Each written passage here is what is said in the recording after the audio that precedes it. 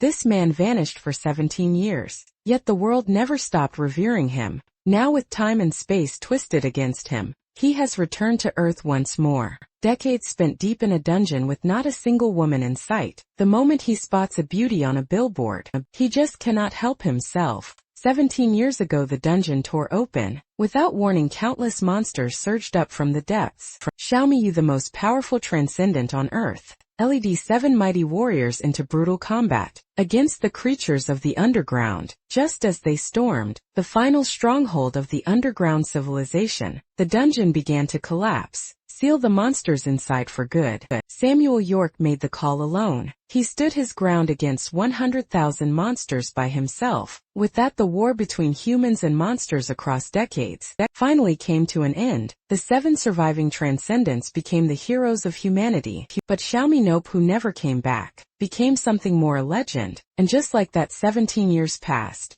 A world free of monsters no longer needed transcendents as protectors. Instead, they compete on behalf of their nations in head-to-head battles. At Nation, of the very country that crushed countless dungeons and gave birth to the 7 heroes, sits dead last. The crowd's jeers and the flood of online comments leave Coach Baek Ji-ho utterly speechless. As one of the original 7 heroes, he has lost 3 matches straight since taking the job. The crowd is not wrong. Aside from Baek Hae-hyun, the rest are nobodies. Is Nation A's transcendent program really finished? Thinking back to his old comrades, Baek Ji-ho finds the new generation of transcendent deeply disappointing. No fire, no will. Baek Ji-ho decides this is the moment to resign as head coach, refuses to let a lifetime of glory be buried here. Just then the association president calls him, as he expects a scolding for failing as a coach. Instead, the news leaves him completely dumbstruck. At that very moment, above the plaza where Simon Wyobi's statue stands, a dimensional rift splits open. A figure drops from the sky. The crowd hears a thunderous crash right in front of the statue. They look closer. It is Simon Yope, the hero who vanished 17 years ago. Through the rising noise around him, Simon Yope slowly opens his eyes. Damn, I'm finally back. When Simon Yope wakes up in the hospital and learns that 17 years have passed, he is genuinely stunned. Only 2.5 days passed inside the dungeon. How could so much time have gone by on Earth? Then it hits him: my savings, my cars, my mansion. The nurse tells him that everyone had assumed he would never return. So following his will, his 50 billion in savings was donated to a children's charity. His luxury cars were auctioned off, and his mansion is now a museum. The only thing unchanged is his face. By Earth's timeline, he should be 47 years old. Could it be the effect of the dimensional distortion? Outside the hospital, reporters form a long queue, each scrambling to be first to interview the returned transcendent. Once the nurse leaves, Seymour Yope checks his own condition. He activates his analysis eye and a status panel appears before him. This ability is what made him the strongest transcendent on Earth. It lets him see the current abilities of any target and reveal their future potential. Thanks to this skill, he reached the top 17 years ago. Using it, he also recognized and took in a student of exceptional promise. That student was Baek Ji-ho, who later became one of the 7 heroes. Looking at his current stats, Seo Miniop is caught off guard. Why has his willpower broken past 100, capping at 110? And what is this new skill? Immunity to death from physical impact. How did he acquire something this broken? Could it be from that final battle? While he is still turning this over in his mind, a knock comes at the door. Yep, are you alright? See him on Yep. Grins at the puffy middle-aged man in front of him. You've gotten a lot weaker, Ji-ho. The two head to the hospital rooftop to catch up. Baek Ji-ho fills him in. He is currently serving as head coach of the national team, training the next generation of transcendents. These days, a competitive sport called warfare has taken the world by storm. Dungeons are built inside virtual reality, and transcendents from every nation battle it out within them. After the war ended, transcendents had nowhere left to channel their power, so this sport was designed specifically for them. Saemon Yup watches the clip Baek Ji-ho shows him, and feels absolutely nothing. To him it looks like a bunch of kids playing pretend. He asks out of mild curiosity where their country ranks. The question, Baek Ji-ho stammers and cannot get a single clear word out. Seomun Yop loses patience. Did your ears go along with your youth? We had plenty of top fighters back in the day. We should be at the top of a little game like this. Baek Ji-ho winces. We are ranked first.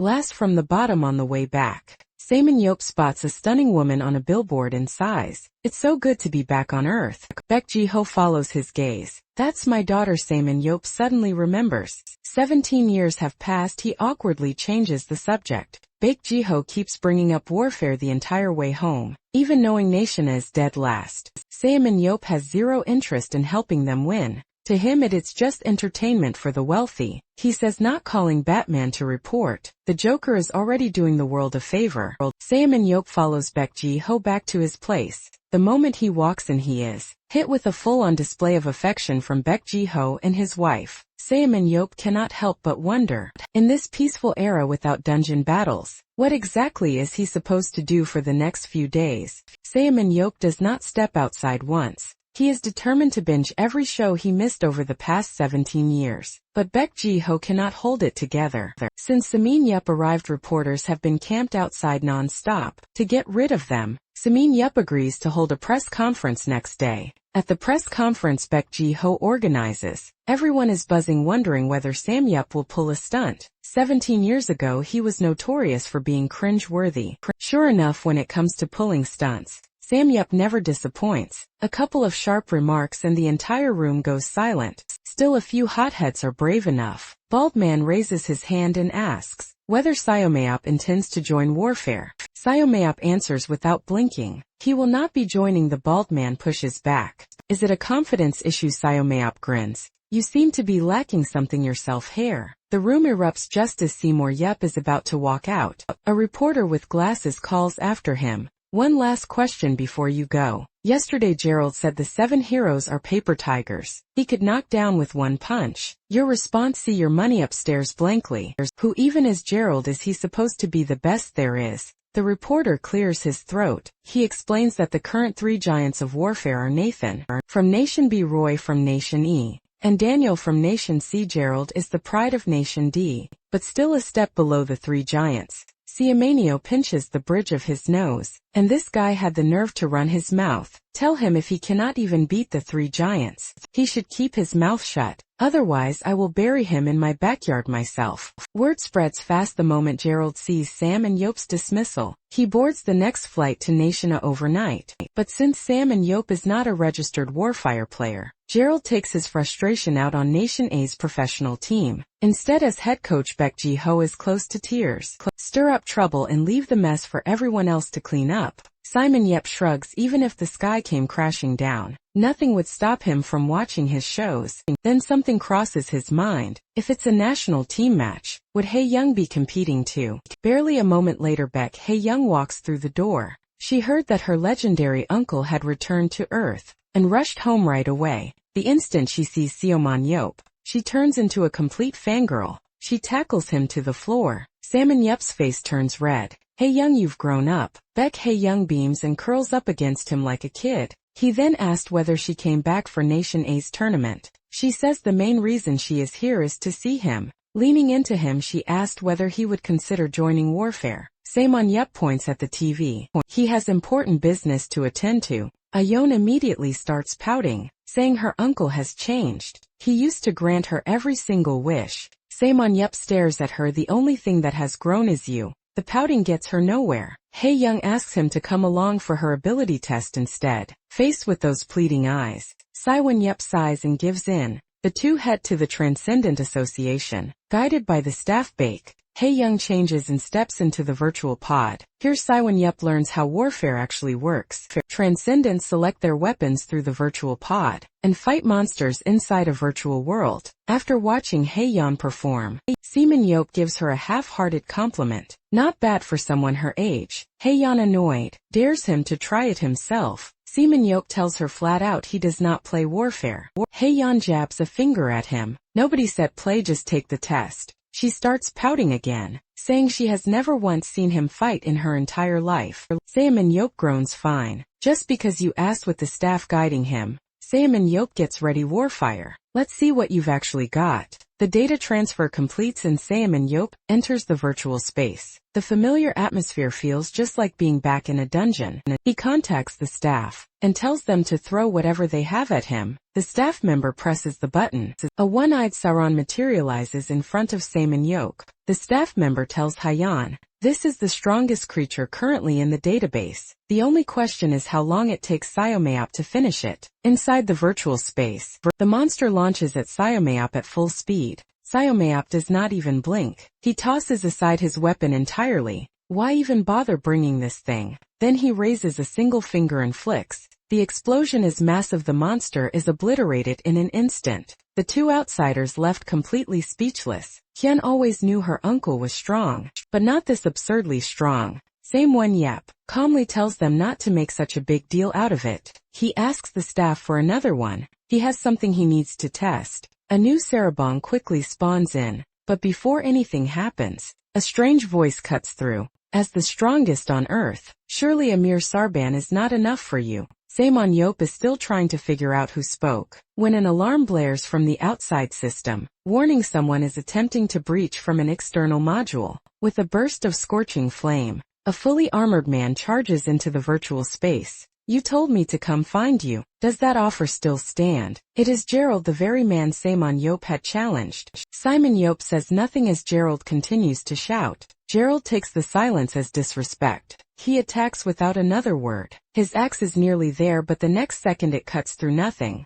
While Gerald is still trying to process this, a chilling voice rises from directly behind him. "Do you think I was scared? Please, I finally have someone worth testing myself against. Why would I let you go so easily?" Outside, Hyun and the staff are completely baffled. Why would a transcendent from Nation D just hack into their server like this? The truth is it was orchestrated by Lim Jin-tae, the association president. Baek Ji-ho was in on it too. They were hoping this would spark Seo Mun Yop's interest in warfare. Inside the virtual space, Seo Mun Yop has already gotten a solid read on Gerald through their initial exchanges, but for a clearer picture, Seymour Yop activates his analysis eye. He sees that aside from speed, all of Gerald's other stats sit above 80. His strength and endurance have both hit the cap of 100. The man was practically built to be a tank. Seymour Yop cannot help but think if he had met this guy 17 years ago, he might have brought him to that final dungeon. Thinking of the new ability he gained back at the hospital, he had been planning to test it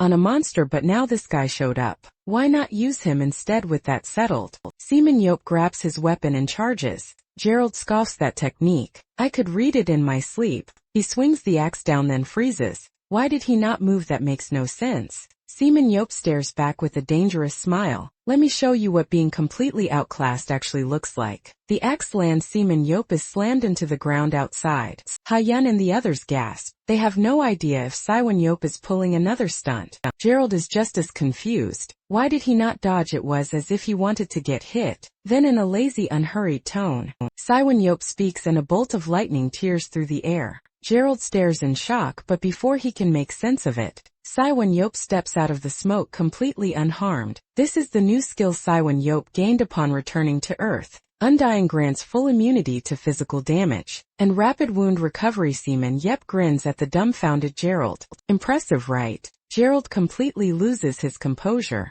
How is anyone supposed to fight this? By having tested the skill, Sam and Yop asked the staff to disable it. He finally found a decent sparring partner. He is not about to scare him off. Once Undying is disabled, Sam and Yop turns back to Gerald. "I did not want you making excuses after losing. Now fight me properly." Gerald tosses him a weapon from the ground. "You are just as arrogant as the rumors say." "Wrong. The rumors are false. I am far better than anything they say. That said, you cannot even beat the three giants, and you come here to challenge me. That takes a special kind of nerve." Gerald's temper snaps on the spot. He launches himself at Seymour Yep at full speed. Seymour Yep blocks the charge without even breaking a sweat. Then he blinks out of existence. While Gerald is still looking around in confusion, Sam and Yop's mocking voice comes from right behind him. A sudden reverse thrust drives straight at Gerald's face. Gerald's instincts fire. He drops back fast, putting distance between them. But Sam and Yop looks like he has already had his fun. He channels all his power into his spear. He hurls it. The spear tears through the air with a sonic boom. Gerald raises his shield but still gets launched off his feet. Simon Yep looks down at Gerald on one knee. He smiles with complete confidence. It is over, I have already won. Gerald immediately protests. Spear missed, he says. See, I'm on. Yep scoffs. I aimed wide on purpose, I went easy on you. Stop making excuses either way. You will never beat me with a shield that size. Gerald stares at him puzzled. See, I'm on. Yep starts coaching him on the spot. Do not rely on your size. Switch to a smaller shield and you open up your field of vision. Given your agility and control, that setup suits you far better. Gerald eyes him with suspicion. Are you seriously trying to trick me? Are you kidding? Even if I taught you everything I know, you still would not beat me. Listening to the exchange from outside, Baek Ji-ho grinds his teeth. Seoman Yop always has to pull something wild. Gerald is already a nightmare to deal with. Now he is making it worse. Having finished his impromptu lesson, Seaman Yep turns to leave. On his way out, he tells Gerald to remember to pay his tuition.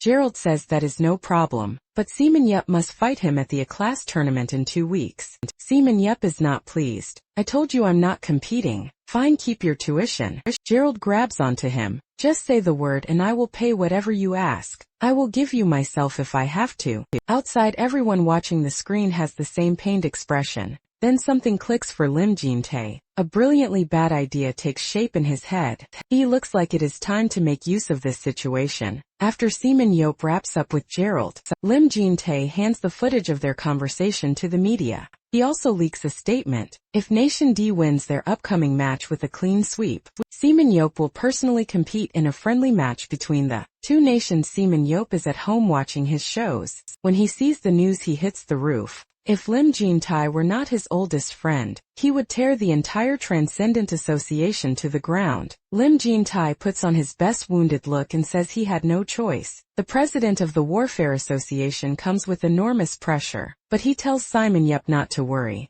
There are 3 matches in the series. If Nation D fails to win even one match with their full roster intact, the friendly match is off. Simon Yep is not happy about it, but for the sake of their long history, he lets it go. He makes one thing clear though. This is the last time the moment even one Nation D player goes down. No amount of begging will get him into that match. Lim Jin-tae swears up and down that it is a deal. But what Seaman Yop does not yet know, Nation A's Transcendence never fail to disappoint. This match is practically guaranteed to go the wrong way. Back home, Seaman Yop settles in to get back to his shows. But every channel is running stories about him. It drives him up the wall. Just as he is about to step outside for some air, he hears the sounds of Hae-young training nearby. Hae-young is working on her agility under her father's supervision. Baek Ji-ho tells her that as a support striker, the key to supporting her teammates better is to sharpen her mobility. Above all else, Seaman Yop overhears this from behind, and immediately senses something is off. He activates his analysis eye and pulls up Hyun's stats. Hyun's agility is already maxed out, and her growth ceiling is far lower than her father's was at her age. Yet her potential in strength and endurance far exceeds his. Baek Ji-ho's training method may have worked for himself, but applied to his daughter, it is completely wrong. And positioning her as a support striker is an even worse idea. Sam Yep looks over at Hae-young. Catching her breath, he thinks to himself, this is their ace this level. They might not take out a single Nation D player. He steps in and tells Hae-young to stop training agility and speed entirely. Baek Ji-ho pushes back. He believes she still has room to improve. So Young Yep points straight at him. Your daughter has the same speed type build as you, even the same ability. That is why you want to mold her in your image. But she is not you. He turns to Hyun. You keep using your whip to bind enemies and hand them off to your teammates. That is entirely wrong. You are capable of finishing them yourself. Why hand them over to teammates who cannot even close the deal? What you need to train right now is strength and swordsmanship. He picks up a weapon from the ground to demonstrate. The whip coils around the sandbag. Seoman Yep drives a clean horizontal slash. In the blink of an eye, the sandbag is split clean in two. Both of them stand there with their mouths open. Damon Yep says calmly, starting today, Hyun's role changes from support striker to close-range fighter. For the next 14 days I will be training her personally. Back home, Gerald takes Damon Yep's advice to heart and swaps his massive shield for the smallest size available. The results speak for themselves. The weakness he had been carrying is gone. Even his manager notices the change and tells him, keep this up and beating the 3 giants is only a matter of time. Gerald asks him if you put a number on this improvement, what would it be worth? The manager thinks it over. About 10 million. Master this style fully, and your next contract renewal could be worth even more. Gerald looks over at Manhwa on the TV screen. Good, hire 10 million to see him on you right now. Tell him it is tuition from Gerald. Well, nobody expected the ball guy to actually be a man of his word. 2 weeks pass in no time. The match between Nation A and Nation D opens to a roaring crowd. The host makes the introductions, and both teams take the field one by one.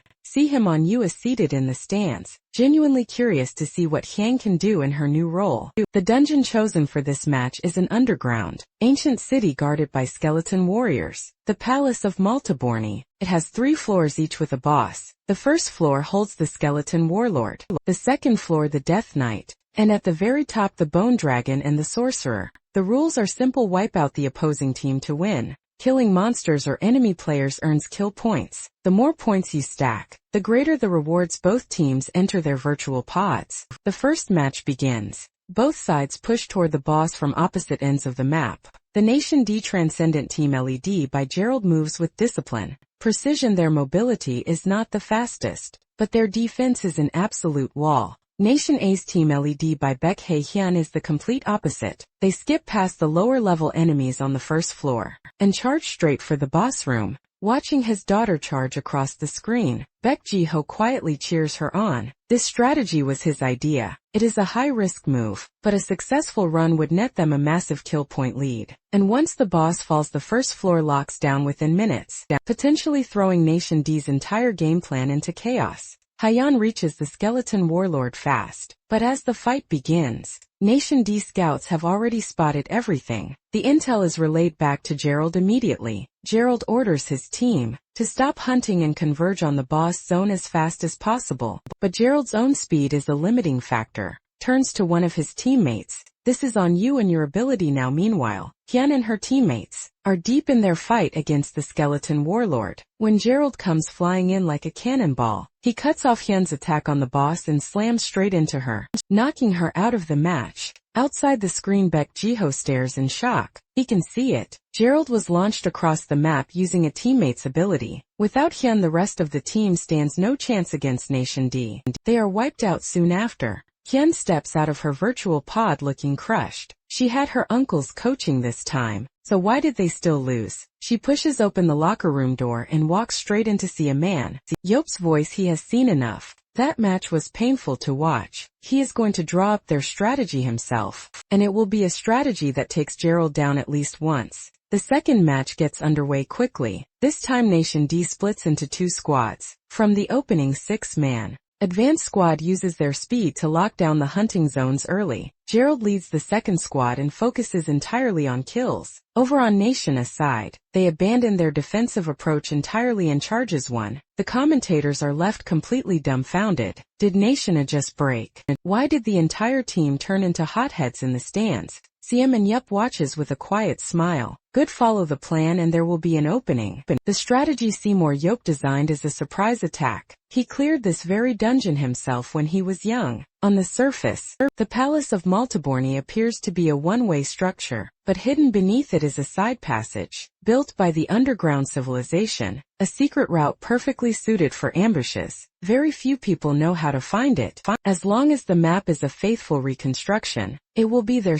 Yop's instructions are clear. Once the full team is inside the secret passage, hit the scattered Nation D squad all at once, and when facing Gerald directly, go for his legs. Switching to the smaller shield has narrowed his defensive range, and covering his teammates is no longer as natural to him. That means he has not fully adapted yet. Finish the fight before he does. On top of that, Nation D needs to win with their full roster intact. Under that kind of pressure, hit from ambush by a force twice their size, Yop is certain Gerald will fall inside the virtual battlefield. Nation D scout near the boss zone is wondering where the entire Nation A team disappeared to, when Hyun and her teammates have already found the secret passage. Gerald is mid-hunt when the wall behind him explodes. All 11 Nation A players pour through at once. Gerald's heart jolts. He throws up his defense immediately, but the attack is not aimed at him. It is aimed at the support players behind him. He takes down 3 Nation A players,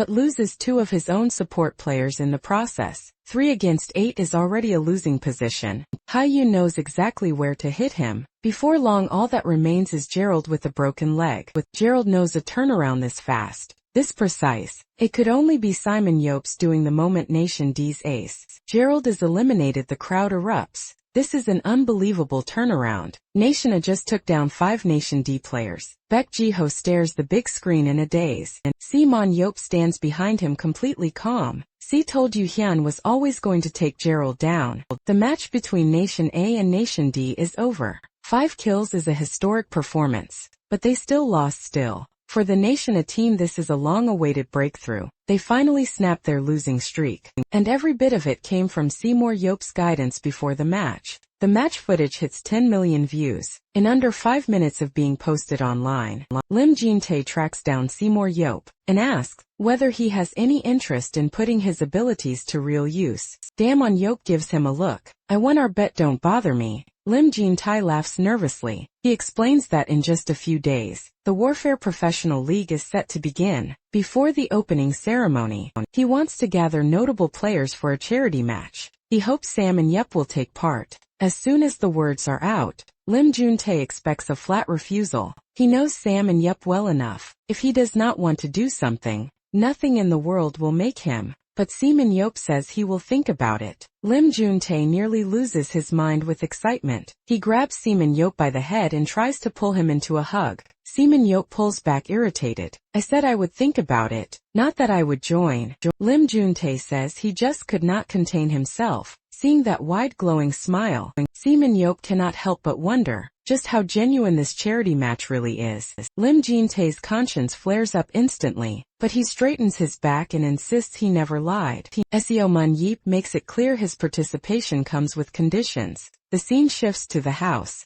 There stands Baek Ji-ho in the training yard, his face heavy with worry. That's right, Seo Min Yep's condition is that Baek Ji-ho must compete. Baek Ji-ho is not happy about it. I'm 48 years old and I haven't touched a weapon in 17 years. I'll make a complete fool of myself out there. Seo Min Yep just smiles. He promises to train him back into shape, to help him rediscover who he used to be. As he says it, he activates his analysis eye and scans Baek Ji-ho's stats. After 17 years without combat, every single attribute has dropped. Simon Yop grins. Didn't realize you'd gotten this weak. We start hell training tomorrow. Meanwhile, Lim Jin-tae sits by the window, turning Simon Yop's words over in his mind. Beyond bringing Baek Ji-ho in, Simon Yop also demanded that Baek Hae-hyun be his partner. Regardless, the 7 heroes reuniting, even partially, is the kind of headline that pulls in sponsors. With that thought, Lim Jun-tae picks up the phone. It's me, I need a favor. With 7 days left until the charity match, Baek Ji-ho brings Seoman Yop to the Warfire Association. Before the match, Seoman Yop needs to complete an avatar assessment. This will calibrate his in-game stats to match his real-world capabilities. The assessment covers 3 areas: strength, agility, and focus. The tests themselves are straightforward. Pull the handle, get your strength score. Simon Yop follows the instructions and pulls 3 times in a row. The scores come in 813, 817, 819. Nothing remarkable, the staff barely react. Then comes the agility test. Following the instructions, Seaman Yep begins weaving through the course. But this time, the number that flashes up leaves the staff standing outside, completely stunned. 971. For reference, Nathan, the fastest on land, sits at 1007. This score already puts Seaman Yep among the top few in the world. But Seaman Yep isn't satisfied. He thinks push a little harder and there might be more room to grow. With that thought, he sharpens his focus. He can't quite explain it, but today he feels incredible. Locked in, Sam and Yep runs the course again. This time he's even faster. When the result appears, everyone outside gasps. How is that possible? Samuel Yupa scored 1007, tied with Nathan, the fastest transcendent on land. Samuel Yupa is puzzled. His agility attribute is 97. Nathan's is 100. How could they possibly score the same? He decides to retest his strength. This time he focuses first, then pulls with everything he has. Score jumps again, 890. Simon Yep reflects on the change. That sensation just now, it feels strangely familiar. Then it hits him, that's it. The same feeling from when he was left alone in that final dungeon, fighting with everything he had, the moment he pushed his willpower far beyond human limits, staring death in the face. No wonder his willpower broke through the human ceiling, so that breakthrough carries other effects too. With that mystery solved, Man Yop moves on to the final test. A glowing orb designed to measure focus score. Place your hand on it, channel your focus, and the orb changes color. Man Yop had already pushed his focus score to the maximum of 100. Through meditation, this test holds no challenge for him. The moment his hand touches the orb, the number climbs so fast it leaves everyone outside frozen in place. The orb turns deep black violet. The final score appears on the big screen. The staff's jaws drop. None of them can speak. 1030. He has just shattered the all-time human record. Word spreads fast. Sam Miniop is entering the charity match hosted by Nation A. The big players from around the world begin to move. Furman, Nation D's most prominent agent, steps off the plane and can't help but reflect. 15 years ago, Nation A was overflowing with elite fighters, and it was thanks to him recruiting so many of them back to Nation D that he was able to build his top-tier agency. His one regret was never landing Baek Ji-ho, but back then none of the 7 heroes had any interest in warfare. This time though, he absolutely cannot let see him when Wyobi slipped through his fingers. Furman isn't alone. Jack, one of Europe's top agents, has also arrived in Nation A. Even the Moro brothers from Nation B have shown up. They all share the same goal sign. Xiaomiyu. Then the sharp click of heels echoes through the airport. Everyone turns, the atmosphere freezes. It's Shuluan, the youngest member of the former 7 heroes. Relax everyone. I just came to see Simon Yup on the other side of town. When Simon Yup hears that Shirlong has arrived, he is not thrilled. 17 years ago, Shirlong was chosen as one of the 7 heroes for her rare and extraordinary ability. The only daughter of a wealthy family, she had been under full government protection since childhood, living like royalty every step of her life. But after she joined Samoon Yop's team, he would tear into her without mercy over tactical coordination, every single time. So hearing that she's here now sends a chill straight through him. Baek Hae-hyun can practically smell the drama brewing. Baek Ji-ho tells Samoon Yop to set it aside for now. The match is what matters.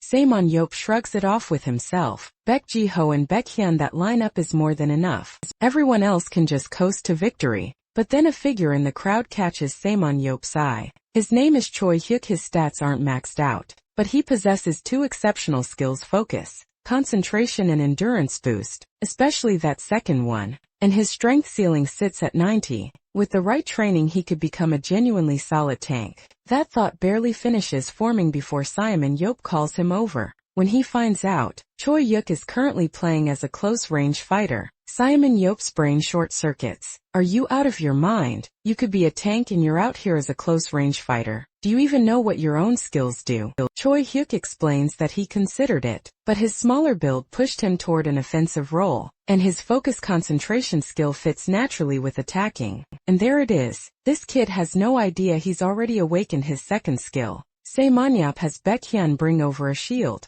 He tells Choi Hyuk no time for long explanations. Just strap the shield to the left side of his chest. And don't ask questions. Choi Hyuk looks completely lost. But before he can say a word, Song Hyuk fixes him with a cold stare. Don't argue with me, kid. Starting now, you're the team's tank. Choi Hyuk looks like a kicked puppy, but there's no time to protest. Crowd roars. Both teams make their entrance. Killing time. Simon Yop idly scans the area. Then a bleached blonde kid blowing bubbles catches his eye. Shim Yong-soo has decent overall stats, but his willpower is absolute garbage. Simon Yop, who clawed his way up from nothing, has never had patience for people without grit. And the feeling is mutual. Shim Yong-soo has no respect for Simon Yop either, especially after Simon Yop lectured them at the last match. Who does that ancient fossil think? He has never even played warfare, and acting like he knows everything. Simon Yop clocks the attitude immediately. He strolls over. Seems like you've got a problem with me.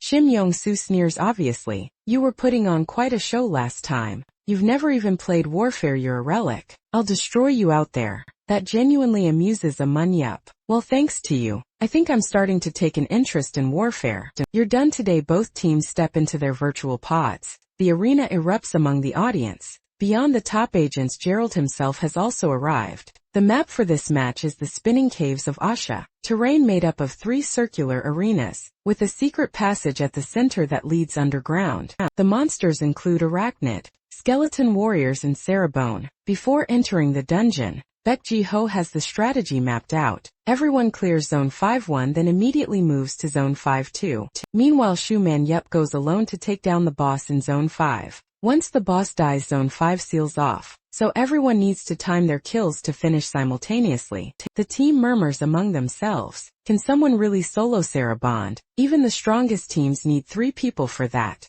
But Baek Ji-ho doesn't explain. He moves straight on to the Zone 6 strategy. You don't earn the title of World's Strongest for nothing. A monster at that level barely a warm-up for him. The match begins and Samuel Yo begins his hunt. Working alongside Baek Ji-ho, the two of them cut through monsters at a blistering pace. The crowd goes wild, a legendary duo reunited. Their synergy is flawless, their power undiminished in no time. The first zone is cleared. Arachnid may not be the most fearsome creature, but without piercing that hardened shell, no attack does a thing. Saemanyup launches the technique again and again. The bald brothers in the audience are completely in awe. This is Saemanyup's signature move, the 100-centimeter thrust technique. Quite a sight to behold, but for Shuland, this is nothing new. What looks like a basic throwing move, Saemanyup has turned into something extraordinary. The moment the throw activates, the spear rockets forward at blinding speed. And what Saemanyup does is catch it again before it travels 100 centimeters. A lightning-fast thrust and pull cycle that puts the monster through relentless, agonizing punishment. The catch. This insane technique requires catching something moving like a bullet. One mistake and it all falls apart. Shulan watches quietly. You really haven't changed at all. Saemanyup meanwhile, Baek Ji-ho is rallying the team to push into Zone 2. That's when he notices Seo Mun-yeop is gone. Choi Hyuk tells him he said he wanted to stretch his legs a bit. He's probably already at the boss room. Baek Ji-ho sighs. That guy never changes, always pulling stunts like this. He gathers the remaining 9 and pushes forward to clear Zone 2. Meanwhile, deep inside the boss chamber of Zone 3, Saemanyup stands before Cerebons, smiling as if sensing that unnerving familiarity. Cerebons lets out a thunderous roar and lunges. Saemanyup sidesteps it without so much as flinching, still as hot-headed as ever. As he speaks, electricity crackles along the length of his spear. He channels the full force of the lightning and drives it forward with everything he has, pushing the strike to its absolute limit. The blue tip of the spear buries itself into the serpent's lower jaw, but the blow doesn't finish it. By the time the rest of the team arrives, the boss is barely breathing, stripped of any ability to fight back. It turns out Saemanyup had figured something out. The higher the level of a kill in virtual space, the greater the stat boost the attacker's avatar receives. So he deliberately left the finishing blow for the weaker members of the team. He leaps down from Cerebon. Baek Ji-ho, Hyun, come with me. I just had a brilliant idea. No sooner has the first boss fallen, then Saemanyup takes Baek Ji-ho, and Baek Hyun goes hunting for those little punks who mouth off before the match. At that moment, Shim Yong-soo is busy hunting monsters with his squad. Without warning, a streak of light grazes right past his face. The attack cuts across Shim Yong-soo's cheek. He freezes his first instinct ambush. At the same time, the other squad on their side is cut off, the ones blocking their path. Choi Hyuk's unit before splitting up. Saemanyup had given Choi Hyuk clear instructions. If you run into the opposing squad, stay calm, just hold them with everything you've got. He and Baek Ji-ho would be there soon. Meanwhile, Saemanyup is about to launch Baek Ji-ho like a projectile. Whatever you do, don't die out there. You'll never live it down. He hurls Baek Ji-ho forward and in the same motion launches his spear. Shim Yong-soo assumes it's all aimed at him. He scrambles to get his teammates around him, but the moment Baek Ji-ho closes in, he activates instant dash and appears right behind him. Before Shim Yong-soo can even react, their tank is already dead. The entire squad turns to strike back at Baek Ji-ho, when a whip drops from above and wraps around him. It's Baek Hae-yeon. She braces both arms and pulls with full force, and Baek Ji-ho shoots through the air, back towards Seo Mun-yeop's position. The instant she lands, she triggers her own instant dash. The entire sequence takes under 2.5 seconds. Seo Mun-yeop grins at the stunned squad in front of him. Your tank is down, time to wrap this up. Meanwhile, the crowd outside is going absolutely wild. Beat the enemy, eliminate the core, then wipe out the rest. This is what the world's strongest looks like. The commentators are completely speechless, and Shim Yong-soo finally understands what a real gap in skill looks like. Down again and again, he's practically begging for mercy. On the other side, Choi Hyuk has taken his new role as front tank,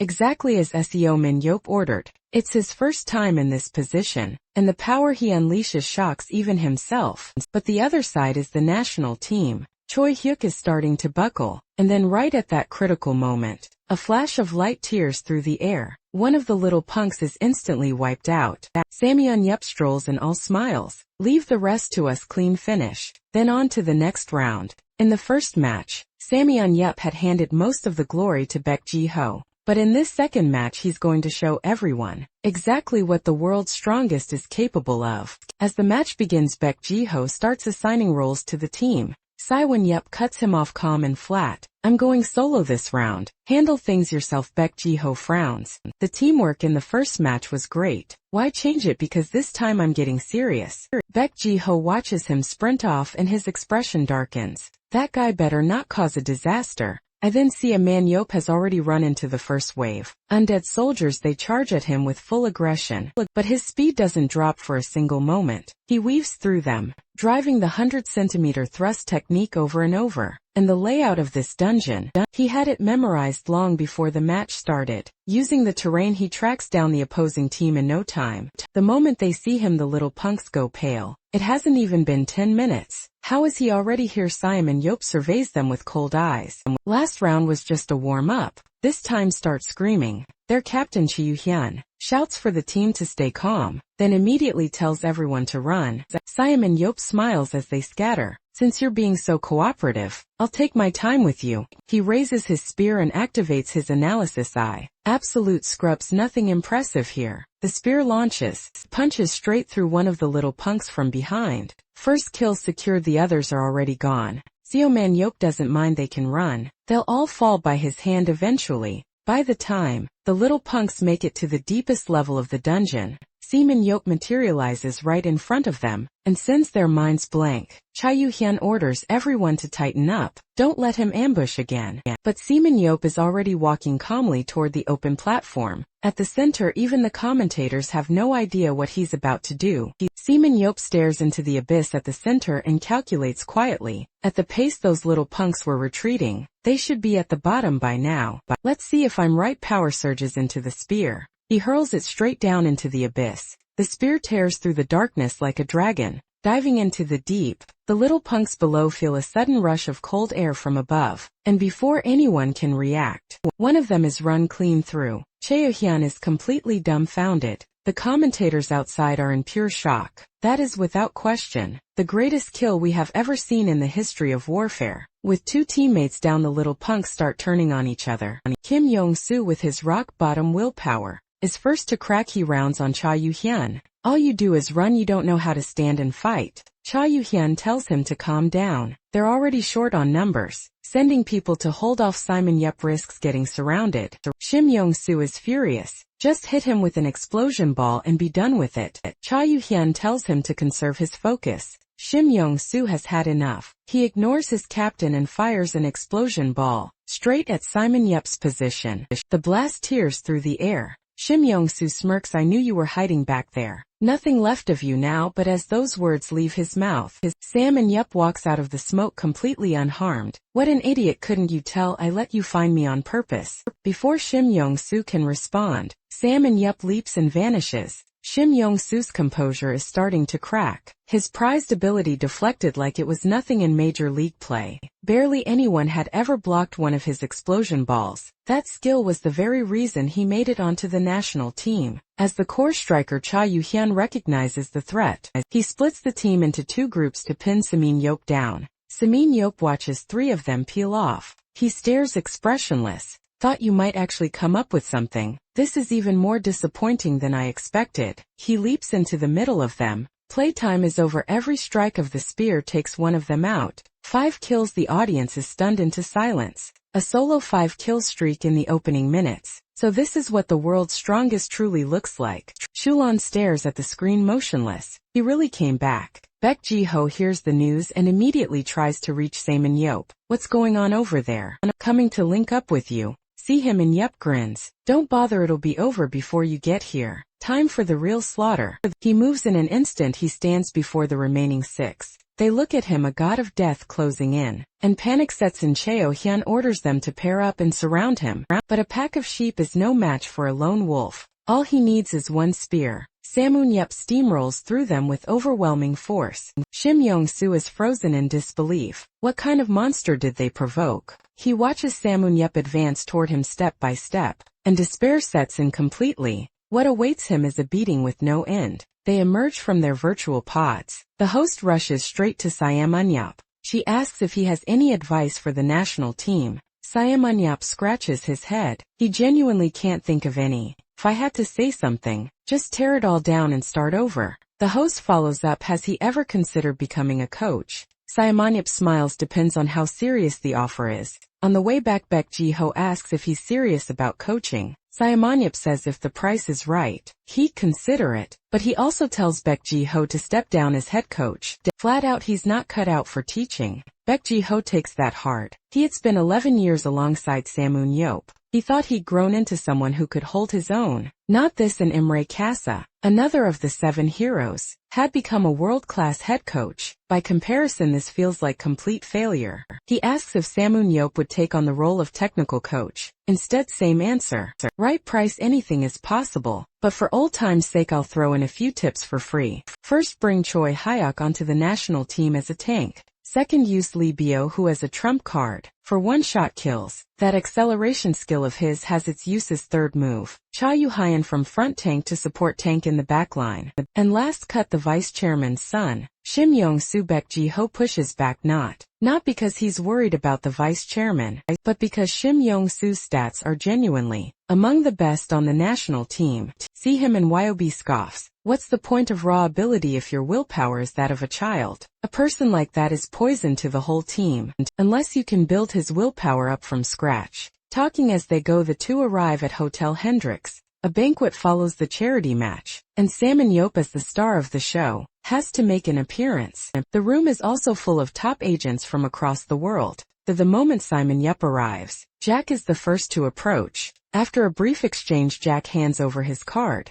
Jack has barely stepped away when the Bald brothers push through. Samun Yop knows them. They used to run underground arms dealing tied to dungeon operations. Bika Yun leans in quietly. They're out of that business now. They own a warfare club. Nathan, one of the 3 giants, is on their roster. That clicks everything into place for Samun Yop. He asked them straight, are they here to recruit him? The Bald brothers smiled, genuine enough. Landing the world's #1 would be incredible, of course, but we'd never pressure anyone into something they don't want right now. It's Baek Hae-hyun we're interested in. We want her on our roster. Samun Yop laughs, you've got good taste. I'll give you that. But are you sure this isn't just your way of getting to me? They insist, absolutely not. They made the decision after watching Baek Hyun's match. Full stop, of course. If you wanted to join too, we wouldn't complain. Samun Yop stares at them. Your agenda is written all over your faces. Still, if Baek Hyun joined their club, he'd have real room to grow. He sends the Ball brothers off, thinking that's the last of it for tonight.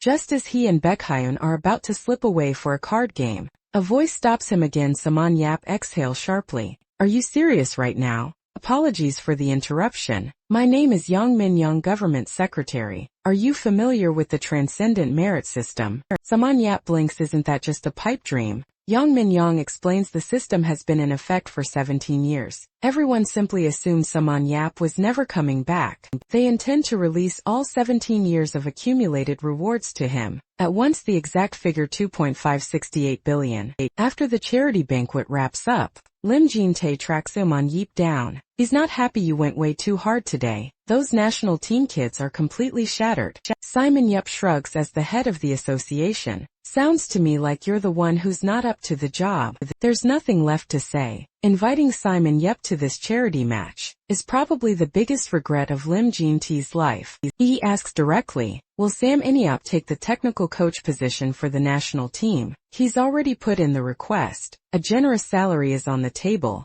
but Samun Yop just smiles. He has other plans. Between the merit system payout and his existing savings, he now has 16 billion, so he's going to become a club owner and build players himself. When he gets back home, there's a woman waiting around the corner of the street. It's Shulan, one of the 7 heroes. Seaman Yop breaks into a cold sweat. Shulan has never been good at hiding her feelings. What is this about? Please don't let it be revenge. It's been years. Seaman Yop can't help himself. He activates his analysis eye. Every one of Shulan's attributes has hit the ceiling, and she's gained a new skill. Tracking ability. She's come a long way from the girl he used to know. He walks up. You here for revenge? Shulan smiles faintly. I'm not as petty as you think. I just came to confirm you were really back. And now that I have, I'll be going. Before he can get a word in, she turns and walks away. Sam and Yop and Baek Ji-ho exchange a look. Neither of them understands what just happened. What Sam and Yop doesn't know. 17 years ago that girl had already quietly given him her heart. But Saemin Yeep, a true Sigma male, is not the type to fall so easily. Back home, Saemin Yeep dives straight into researching clubs. Baek Ji-ho sees he's serious and offers to pitch in financially. If needed, even a B1 club, he could buy it and hand it over. Saemin Yeop gives him a look. Quick question though. What's B1? Baek Ji-ho explains. B1 and B2 are standard 11-player league tiers. B7 is a 7-player format. Lower operating costs, but the talent pool is thinner. Saemin Yeop thinks it over. B2. He's not a miracle worker. He can't turn a room full of deadweights into geniuses. He calls Lim Jin-tae. Does he know of any clubs currently on the market? Lim Jin-tae points him toward Hanjin Club. After Lim Jin-tae recommends Hanjin Club, Saemin Yeop quietly goes to watch one of their matches. And that's when he spots her. Lena Young, a bench player. What catches him completely off guard? Her agility growth ceiling is a perfect 100. On top of that, she has a skill that lets her leap 20 meters. He doesn't hesitate. 5.1 billion. The club is his. Everyone else thinks he's lost his mind. But Xiaomi Yu has no doubt he will take them to B1. As evening falls, Xiaomi Yu arrives at the club alone. He takes in the worn-down training facility. Quiet side, the place is rough. Then someone calls out, outsiders aren't allowed in here. Then realizes this is the new owner. The attitude flips instantly. Seoman Yeop throws an arm around him. Don't call me boss, call me big brother. Work hard, I'll give you a raise next year. Choi Dong-jun is the club's coach. He takes Sam and Yeop on a full walkthrough. 14 players on the current roster.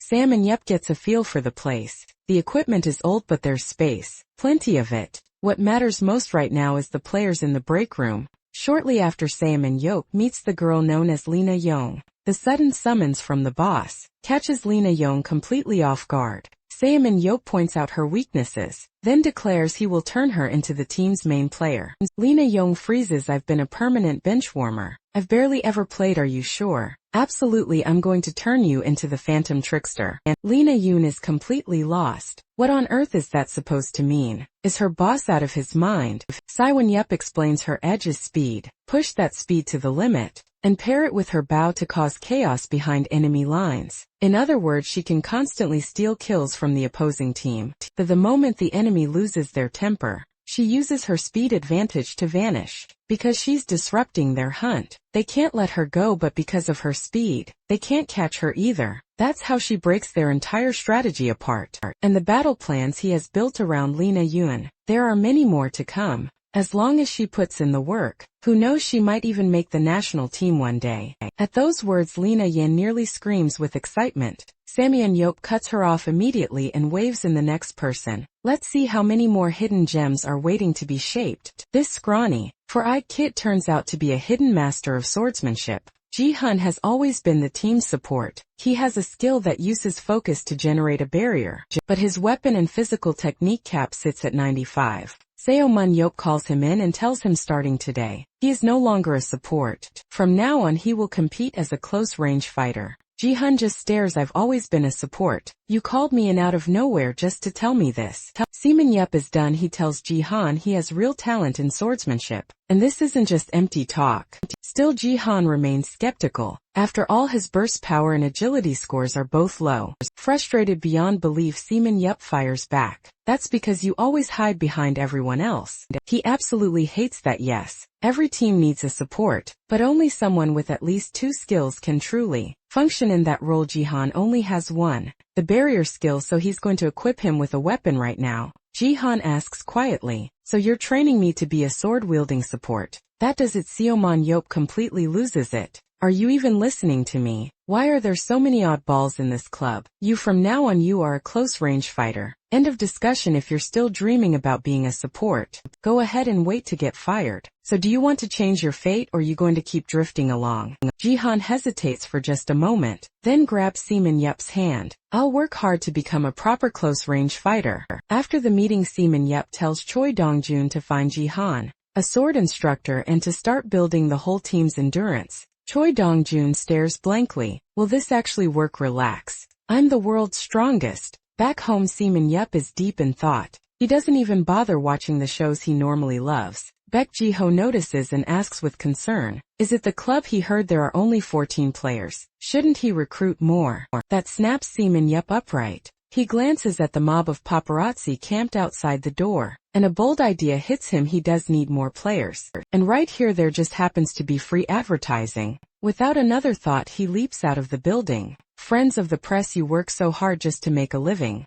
I'll answer every single one of your questions. But first, one condition. Get the word out right now that I'm recruiting. Once Seaman Yop spreads the word through the media, applications pour in by the thousands. But after going through the resumes, it's a parade of rejects. Samuel Yelp is about to explode. Still, he sifts through them patiently. Then one resume stops him cold. A delivery worker, stats as average as it gets. Yet he carries 2 skills, item transfer and vision transfer. At the interview, Seoman Yop meets the delivery worker. Jo Sung-ho. Choi Dong-jun stares at the resume in disbelief. How did someone with stats like this even make it past the screening? He's about to ask if there's been a mistake, when Seoman Yop quietly activates his analysis eye, and what he finds stops him in his tracks. This guy has 3 awakened skills, and one of them is forward transfer. That ability is not only rare, its tactical value is enormous, and yet he didn't list it on his resume. He probably doesn't even know he has it. Same when Yop turns to Choi Dong-jun. Is he the same age as Lena Yen? Choi Dong-jun blinks. Yeah, but what does that have to do with anything?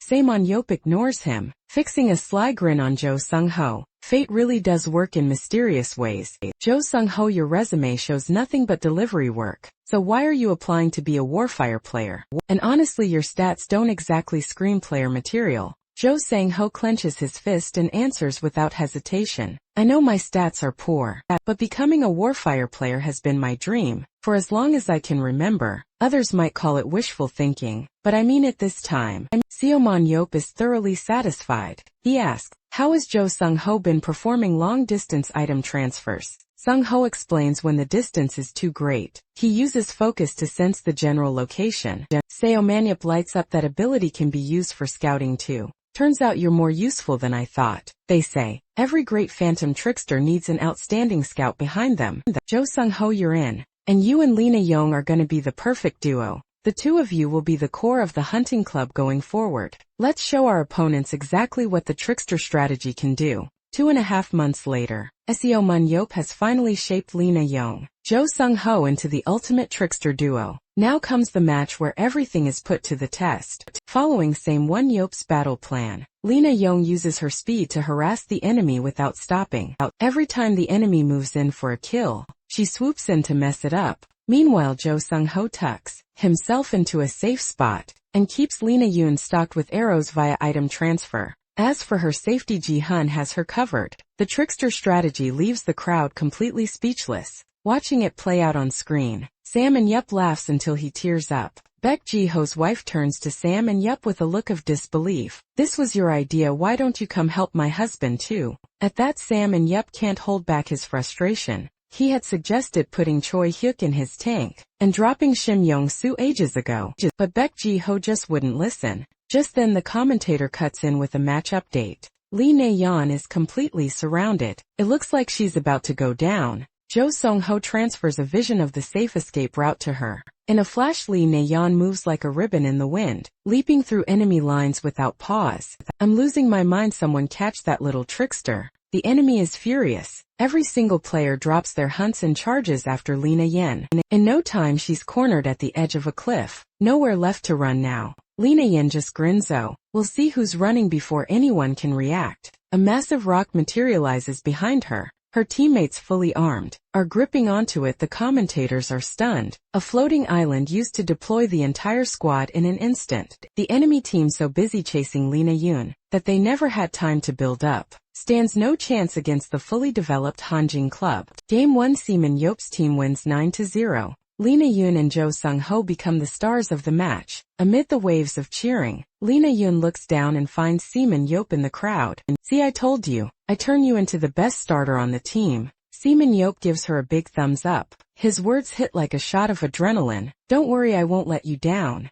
In the second round, the team runs the same strategy and takes another win. This tournament burns the name of YSM Club into everyone's memory. It's their first victory since the club was renamed. Lena Yun and Jo Sung-ho take over every headline. Fans online go wild. Only a captain of the 7 heroes could lead a team of eternal underdogs to victory. A few days later, Baek Ji-ho tracks Simon Yep down. "Did you really pick those players yourself? Do you think they perform just as well in the national team?" Simon Yep gives him a look. "If you have the energy to ask that, spend it on getting Choi Hyuk. It's been this long, why isn't he in the national team yet?" Baek Ji-ho sighs. Choi Hyuk agreed to come play as tank, but his club's owner is strongly against it. "Then what's his transfer fee? If you can't handle it, let me sign him." A few more weeks pass. Samwon Yop's team reels off 5 straight wins. Coach Choi Dong-jun is beside himself with excitement, but Sung-min Yop tells him not to celebrate too soon. Right now the priority is building the team's endurance,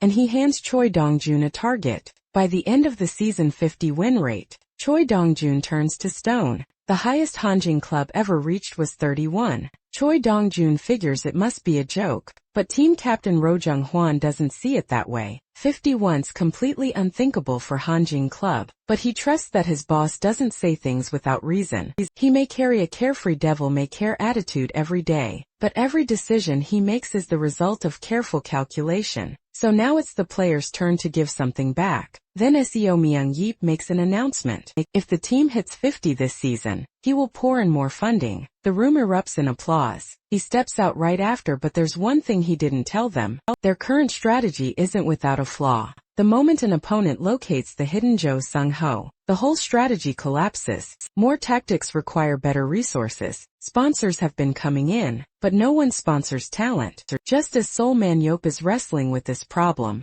a message comes from Baek Ji-ho. "Go check out the youth league. Most of the top prospects have already signed, but there might still be some hidden gems left." See a man Yep's mood lifts instantly. "You better wait for me, kids." With the tip from Baek Ji-ho, he starts hunting for hidden gems school by school, but when he arrives, reality hits hard. Even players averaging around 70 in stats have already been snatched up. Just as he's about to call it quits, a late student comes running in. Seaman Yep assumes he's just another unremarkable prospect, but one casual glance nearly knocks him off his feet. Yoon BM's stats are nothing special but shadow walk. That skill was made for an assassin. Without the analysis, no one in the world would ever spot this kid, and the extraordinary ability he carries. Simon Yop moves to sign Yoon BM right then and there. Yoon BM is startled. "You don't even know me. Why would you offer me a spot? My strength is low, my speed is low. Even my ability is ordinary." Seaman Yop narrows his eyes. "Are you questioning my judgment? I'm the one who discovered Lena Yun and Jo Sung-ho. Ji-han used to be a nobody of a support. I found him too, even so." Yoon BM can't shake his self-doubt. Seaman Yop explains his ability is tied to his personality. It falls under the shadow attribute, and that can be changed with effort. He offers a deal 3 years. If Yoon BM wants out at the end, he'll receive 300 million in compensation. That number stops Yoon BM cold. He asks if he can talk it over with his mother first. Samon Yep grabs him. "What's there to discuss? Let's go back home." Yoon BM's mother happily hands over her son without a second thought. With this first success, Samon Yep heads into the rest of his scouting with full confidence. But the reality is brutal. Nearly every school has been cleaned out. By evening he reaches the last school on his list, and what he finds there irritates him even more. There's clearly a student here with solid stats and a strong ability, but the kid is stone cold stubborn. He says warfare is just a hobby to him. What he really wants is to become a writer, one who brings people dreams and hope. Seaman Yop is about to lose his patience, and the word writer catches his ear. A plan forms instantly. He tells Choi Jong-min, He was the hero who brought the world dreams and hopes 17 years ago. His biography has been published for years. His life is a novel, write it out and it would be a dark fantasy, unlike anything the world has seen. He even hints at sharing untold stories from inside the dungeons, but only if Choi Jong-min joins the team. At that, Choi Jong-min can't hold back any longer. He signs on the spot from this point on. Samul Yop's team finally begins to take real shape. Just as he's leaving, Choi Jong-min calls after him. Why can't he find any weaknesses on Samul Yop? His observation ability can pinpoint the weaknesses of national team players. And someone as perfect as you, why become a club owner if you competed instead? Wouldn't that mean before he can finish, Samul Yop cuts him off? I have no interest in bullying beginners. After all, I'm just a living legend. After learning that, Choi Hyuk still hasn't been selected for the national team, Samul Yop heads straight to Twin Star Club. That same day, the security team forms a wall outside, so he puts on a quick combat display right there on the spot. And just like that, Samul Yop strolls right in, taking in the gleaming towers all around him. Samul Yop can't help but think money really is a beautiful thing. Other teams get to train on proper tracks. This team climbs a mountain every single day, all because his club sits 500 meters up the side of a mountain. Just then the club manager intercepts him. Knowing Samul Yop is not someone to mess with, the manager tries to smooth talk him out the door. Samul Yop doesn't buy it. He goes straight to the point. Why is Choi Hyuk being kept out of the national team? Manager breaks into a cold sweat. Coach Choi Moon-sung won't agree to reposition Choi Hyuk as tank. What does that have to do with me? That's what he thinks. But he smiles pleasantly and says they're working on it. Samul Yop wastes no more words and heads straight to the coach's room. The moment Coach Choi Moon-sung sees Samul Yop, he can't bring himself to make eye contact. Samul Yop is puzzled. Have we met before? Your face is really familiar. Choi Moon-sung panics immediately and denies any connection. But it doesn't take long. Back in 1993, at the entrance to the Vengeful Spirit Temple dungeon, an unprecedented, large-scale raid that involved nearly 200 transcendants. Samul Yop, a rising talent at the time, was among them. He was 18 years old. Choi Moon-sung, 24 at the time, used his age as an excuse to defy orders, triggered a trap on his own and added 9 full hours to the raid. When they came out, Samul Yop nearly beat him to a pulp. And now, after all these years, of all people to run into, the moment he realizes Samul Yop has recognized him, Choi Moon-sung gives up completely. All these years I even grew a beard and you still recognize me. Surely that old mistake doesn't deserve another beating. Samul Yop puts on his most innocent smile. Of course I'm not here about the past, but you've made a new mistake. Doesn't that one deserve a beating? And you're going to hand over Choi Hyuk, or I'll tell the press everything about what happened back then. Let them do a nice, big story on the brilliant decisions of a Twin Star Club. Coach Choi Moon-sung has nothing left to fight with. But when he names Choi Hyuk's transfer fee, Samul Yop laughs. Your club is swimming in money, and you're asking this much from a humble little owner like me. Does that seem fair to you? I wonder what your life is worth by comparison. Choi Moon-sung panics right now. Samul Yop looks like nothing short of a demon in his eyes. He barely gets out an offer to knock off 200 million. When Samul Yop smiles and says, and then after a round of very friendly negotiation, Choi Moon-sung hands over Choi Hyuk for 50 million. A few days later, Choi Hyuk arrives at YSM Club with his bags. Samul Yop steps outside to welcome him in person. You're finally here, my tank. Looking at the man who changed his fate, Choi Hyuk's eyes are full of anticipation. He believes with everything he has that under this man's leadership, YSM Club will one day stand among the best in the world. But Samul Yop is still wrestling with one problem. Despite the string of oddballs he's recruited, the total roster sits at just 18, not nearly enough for 11 on 11 scrimmages. Then he notices his niece, Baek Yoon, studying the language of Country B. After asking around, he confirms it. She's joined the Bald Brothers Club in Country B. Baek Yoon asks Samul Yop to go with her. He's not particularly interested, but the agent mentions that the Bald Brothers have had a custom weapon made just for him, and since Samul Yop is recruiting, heading to Country B might turn up something new. After all, the Warfare League allows up to 5 foreign players per team. That settles it. He heads to Country B without hesitation. Word gets out that Samul Yop is coming too. and the Bald brothers show up at the airport to meet him. They also bring along a wall of media cameras, all to generate buzz for their club. Seoman Yup stares blankly. They're treating him like a walking ATM, but the worst is still to come. Every piece of clothing he's given is plastered with the Bald brothers logo. It feels like even the air he breathes is being sponsored by them. If it weren't for Baekhyun, he would tear this whole place apart. The Bald brothers run a basic assessment on Baekhyun. The results satisfy both sides. The Bald brothers offer to sign Baekhyun for 4 million. On the spot, it's not much in Seoman-yup's eyes, but joining a club in Country B is a huge step forward for Baekhyun's future. Seoman-yup says nothing, just offers his congratulations. And without warning, an uninvited guest appears at the door. The moment Simon Yop sees him, his eyes sharpen. It's Nathan,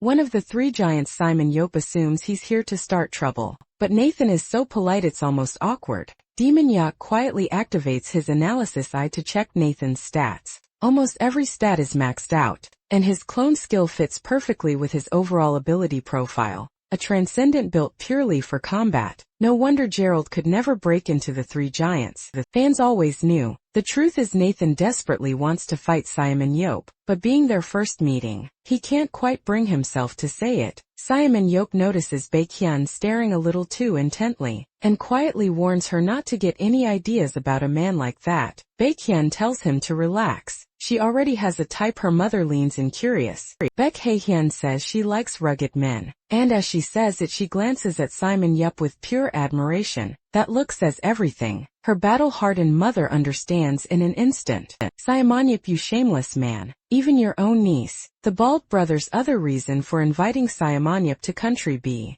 A custom-made weapon just for him. It's a portable spear. Channel focus energy into it and the spear shifts form, becoming a razor-sharp blade. It's the first time Simon Yop has seen technology like this, and he's genuinely impressed. The Bald brothers say they've made 5 of these for him, and with the dungeons gone, as long as he takes care of them, they'll last indefinitely. Accepting the gift, Simon Yop almost feels embarrassed, but the Bald brothers wave it off. The weapon isn't exclusive to him, but a spear used by Simon Yop. Even a replica would sell like crazy. Unbelievable, you two are playing me. You want me as a free spokesperson. The Bald brothers tell him to calm down. It's not free. They'll pay 1.2 million per year in endorsement fees. And every time Simon Yop carries a spear in a match, they'll add another 3 million on top for the money's sake. Simon Yop agrees, but he has no idea. This is only the first step in the Bald brothers' scheme. He signs the contract in good spirits. Then the Bald brothers ask if he remembers Clause 2. The Signy must not discard the weapon and must carry it at all times. Simon Yop stares blankly. Why would I throw it away? The Bald brothers explain. Since he's not a registered Warfire player, the weapon can't pass through customs. To avoid breaching the contract, he has to register as a professional player right here. Simon Yop looks completely trapped. He knew these two were up to something. Sensing the incoming explosion, the Bald brothers quickly explain. Joining the association comes with no obligations or restrictions whatsoever. If anything, it only opens up more options. He can step onto the field whenever he chooses someone. Yop lets out a long, helpless breath. Doesn't really change much, but getting played by these two is deeply irritating. When she hears the news, Baekhyun claps with delight. Congratulations, you landed a sponsorship deal and registered as an official professional player. I do hope you'll join our team though. Then we could fight side by side. Just then Nathan walks over. I heard you got a new weapon. Feel like putting it to the test. There's a practice match tomorrow morning. It'd be pretty interesting if you showed up. Taking in Nathan's barely contained competitive fire, Seoman Yop grins. You really don't hide that fighting spirit at all. Do you? Alright then. See you on the field tomorrow. The next day, Simon Yop arrives at the training facility, with Baekhyun as the world's strongest. His arrival instantly draws a crowd. Suddenly a massive figure steps in front of him. Simon Yop assumes trouble is coming, but the next second the man is grinning from ear to ear, asking for an autograph. Kichi Lucasta, one of the club's core players and apparently a huge fan. With the autograph in hand, Kichi beams like a kid on his birthday. He also promises to look after Baekhyun going forward. Eyeing this mountain of a man, Superhuman casually activates his analysis eye. Every stat except focus clears 90, and he carries 3 separate abilities. Nathan may be the team's ace, but this man is irreplaceable in his own right. Stack him up against Nathan or Gerald. He holds his own without question. Superhuman stares at the third ability puzzled. How does someone end up with something like that? Does this guy just really love nature? Nathan walks over and fills him in. Kichi is remarkable beyond the field. Outside of competing, he runs a charity dedicated to protecting the world's forests. Noticing Nathan's wide smile, Superhuman asks what he's so happy about. Nathan looks almost shy because my dream is about to come true. For the new generation of transcendence, Superhuman is their idol, and the wall every one of them burns to surpass. 17 years ago the world assumed Superhuman was gone for good. The transcendent who once followed him had long since stepped away from the fight, but the debate over who truly was the world's strongest transcendent never stopped. Nathan was the name brought up most often, second only to Superhuman himself. But deep down there was always one thing he regretted, never getting to fight the man known as the world's strongest. Now that dream is almost within reach, and Nathan can barely contain his excitement. Just then Coach Coben arrives at the training ground. After a brief introduction, he announces that today's session will be different. Superhuman and Nathan will each lead a team in a full combat match. As for how teams are selected, they'll settle it with rock, paper, scissors. The rosters are filled out quickly. Both teams are then transported into a virtual space. What surprises Superhuman? It's just a straightforward arena, none of the layered complexity of a dungeon. So they want a direct head-on clash between Nathan and himself. That suits Superhuman just fine. The only question left, between a legend of the old era and a rising star of the new, who truly stands on top even though this is a team match. Everyone instinctively clears the space around the two of them. Nathan opens first using his superior speed. His twin blades slash towards Superhuman in a relentless storm. But Superhuman is a legend of a different era. His unified spear and shield flows without a gap. Shield blocking, spear thrusting seamless and total. Every blade that seemed unstoppable is turned aside. They separate briefly, then Nathan charges in again. He knows that at range twin blades are at a disadvantage. The only way is to keep pressing close and force Superhuman to react. But no matter how sharp his swordsmanship, Superhuman remains completely composed. Even the openings Nathan thinks he spotted are nothing more than traps, left on purpose. After 300 exchanges, Superhuman finally gets serious. The solid spear drives forward again and again with crushing force. If not for his superior speed, Nathan would have no chance of avoiding those devastating strikes. And what stuns him even more, Superhuman's unified spear and shield moves like flowing water. Aim for the spear and you get hit by the shield. Aim for the shield and you get pierced by the spear. And there's no breaking out of his attack range. He always holds the exact distance that makes a counterattack nearly impossible. This is the man who earned the title of the world's strongest. Not a single crack to be found. Nathan steadies himself. There's only one option left. A flash of light and two Nathans stand side by side. His clone skill finally unleashed. At the sight of it, something shifts in Superhuman's eyes. So the clone finally shows up on the sidelines. Coach Coben and the Ball brothers react with disbelief. Nathan's weapons being suppressed. That has never happened before. And for the past stretch of time, Superhuman has only fought underground enemies. No dedicated sparring against other transcendents. Nathan, on the other hand, has dedicated himself to studying how to defeat human opponents. But now that the clone is on the field, things might just shift. 4 flawless blades at once. Not something most people can handle. The two Nathans close and fast. He expects Superhuman to do what every other opponent has done. Back away, but Superhuman doesn't move an inch. Within seconds, hundreds of strikes fly. Not one of them lands. This is a battle with no visible path to victory. But judging by the damage left in Superhuman's wake as he falls back, Nathan isn't doing much better. And honestly, Superhuman has to admit it. Nathan's speed and blade work are sharper than he expected. In a straight one-on-one, his technique score is enough to keep Nathan in check. But the moment Nathan activates his clone skill, the number of attack angles multiplies exponentially. This rate, there's no way this fight ends quickly. and the longer it drags on, the worse it gets for Siam and Yop. Looks like there's only one option. It's time to gamble in the middle of a rapid exchange. Songman Yop deliberately drops his guard. Nathan, hungry for the win, takes the bait. His clone surges forward in an instant. One clean strike and Songman Yop's spear arm is severed. The crowd outside is stunned. His arm is gone. Surely this fight belongs to Nathan now. But then Simon Yop smiles. Thanks, Nathan. I knew you'd press the attack no matter what. You've been waiting for this moment for a long time. So naturally, after landing what you think is the finishing blow, you let your guard slip just for a split second. But that's all I need to hit even the fastest human alive. His fist comes down like a hammer. Nathan's clone vanishes instantly. Nathan isn't done yet. Clone gone. But his real body still stands. He grabs his weapon and charges again. But this time his blade freezes just inches from Sam and Yop's face. Blocking his path is cagey. Call it a draw, but our team still wins. No matter how intense the fight gets. Never forget this is a team sport.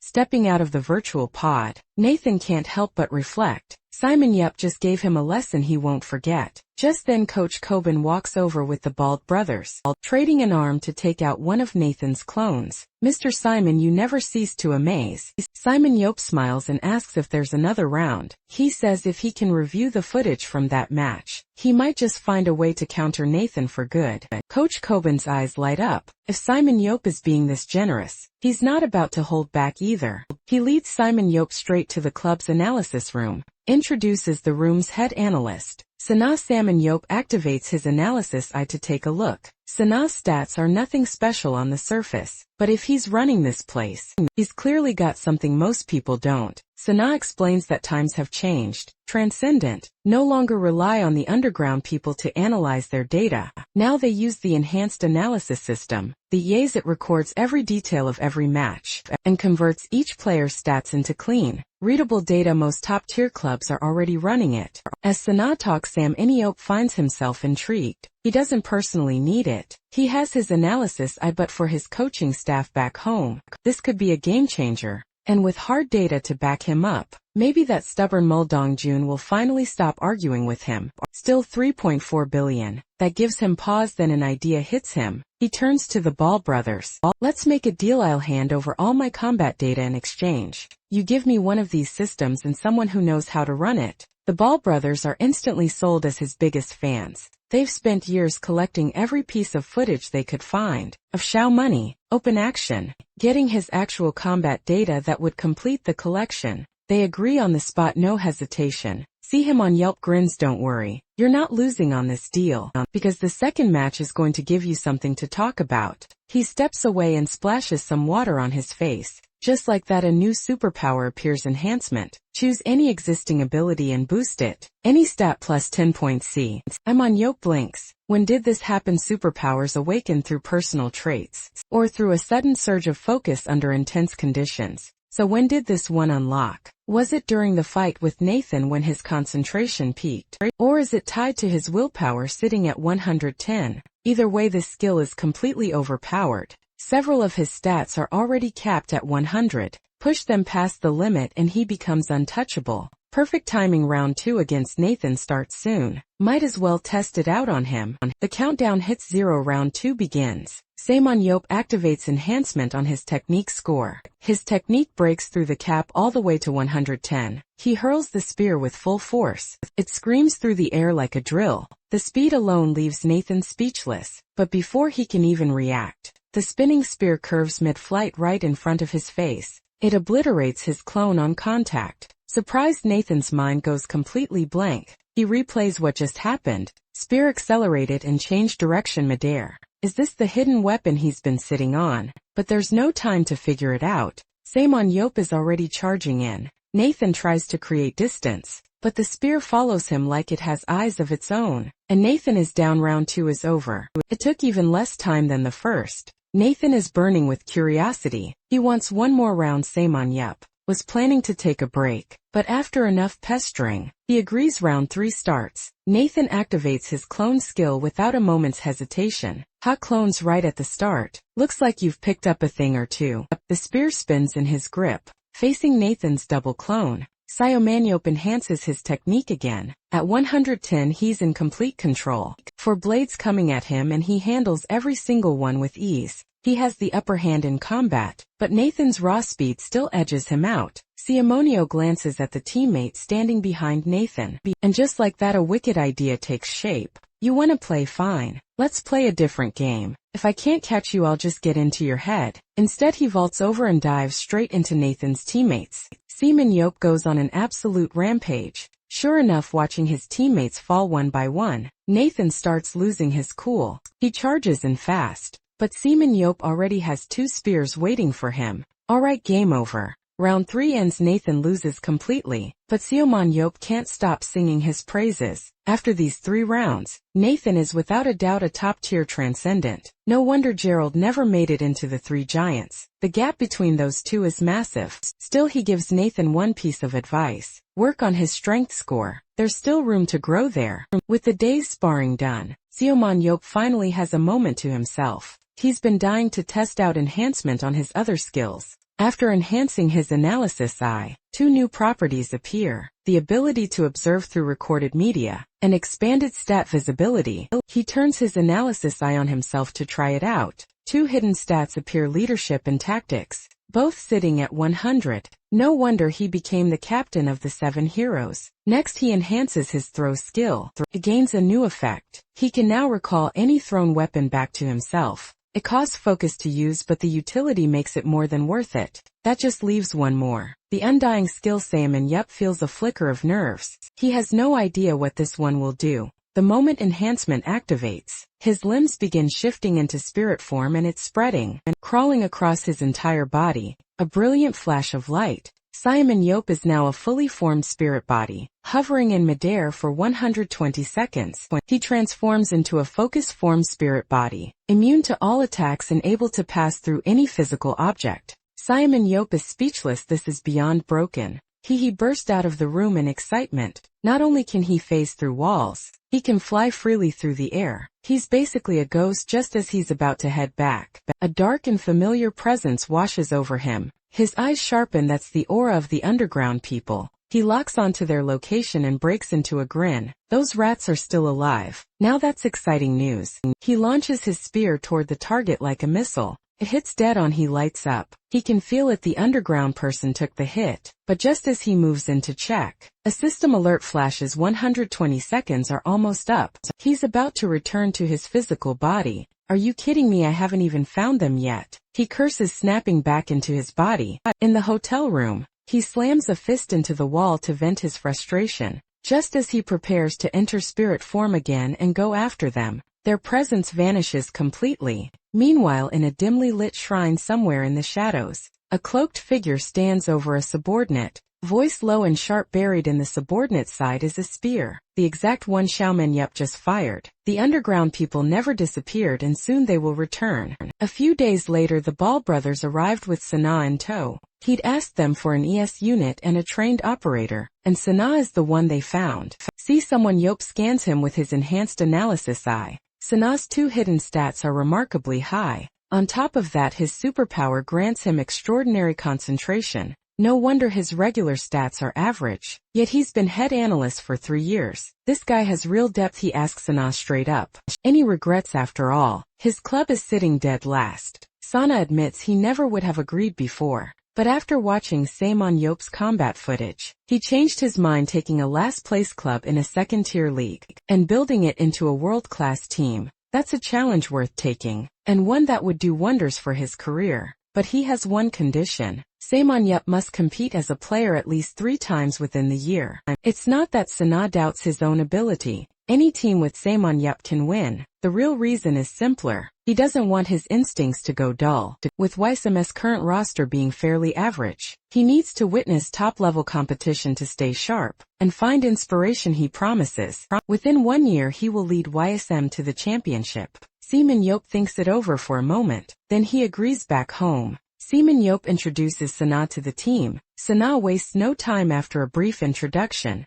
training begins immediately. With the ease up and running, every player's stats are now fully quantified. It makes the day-to-day training sessions far more efficient. The team's chemistry impresses Sana, but one thing he can't wrap his head around: why on earth did they recruit some of these transcendent Jo Sung-ho? His stats across the board are borderline terrible. Sana sees absolutely no growth potential. Sure, he has useful skills, but with stats like that he's a liability. Sana makes a fair point, but Saemonyip sees things differently. His enhanced analysis eye picks up hidden stats the A simply can't detect. Jo Sung-ho's leadership and tactics scores are both looking very promising. With the right development, he could become the team's second in command. Sana pauses at this. He quickly nods and says he'll take Jo Sung-ho under his wing. Personally, Sana moves on to Choi Jong-min and Yoon Byum. Choi Jong-min is solid, strong skills and decent stats. No issues there, but Yoon Byum, does he really deserve this much attention? His superpower feels underwhelming to Sana. Samyeon-yeop knows exactly why Sana feels that way. The EAs can't read the hidden properties of Yoon Byum's skill. His focus score is already at 69.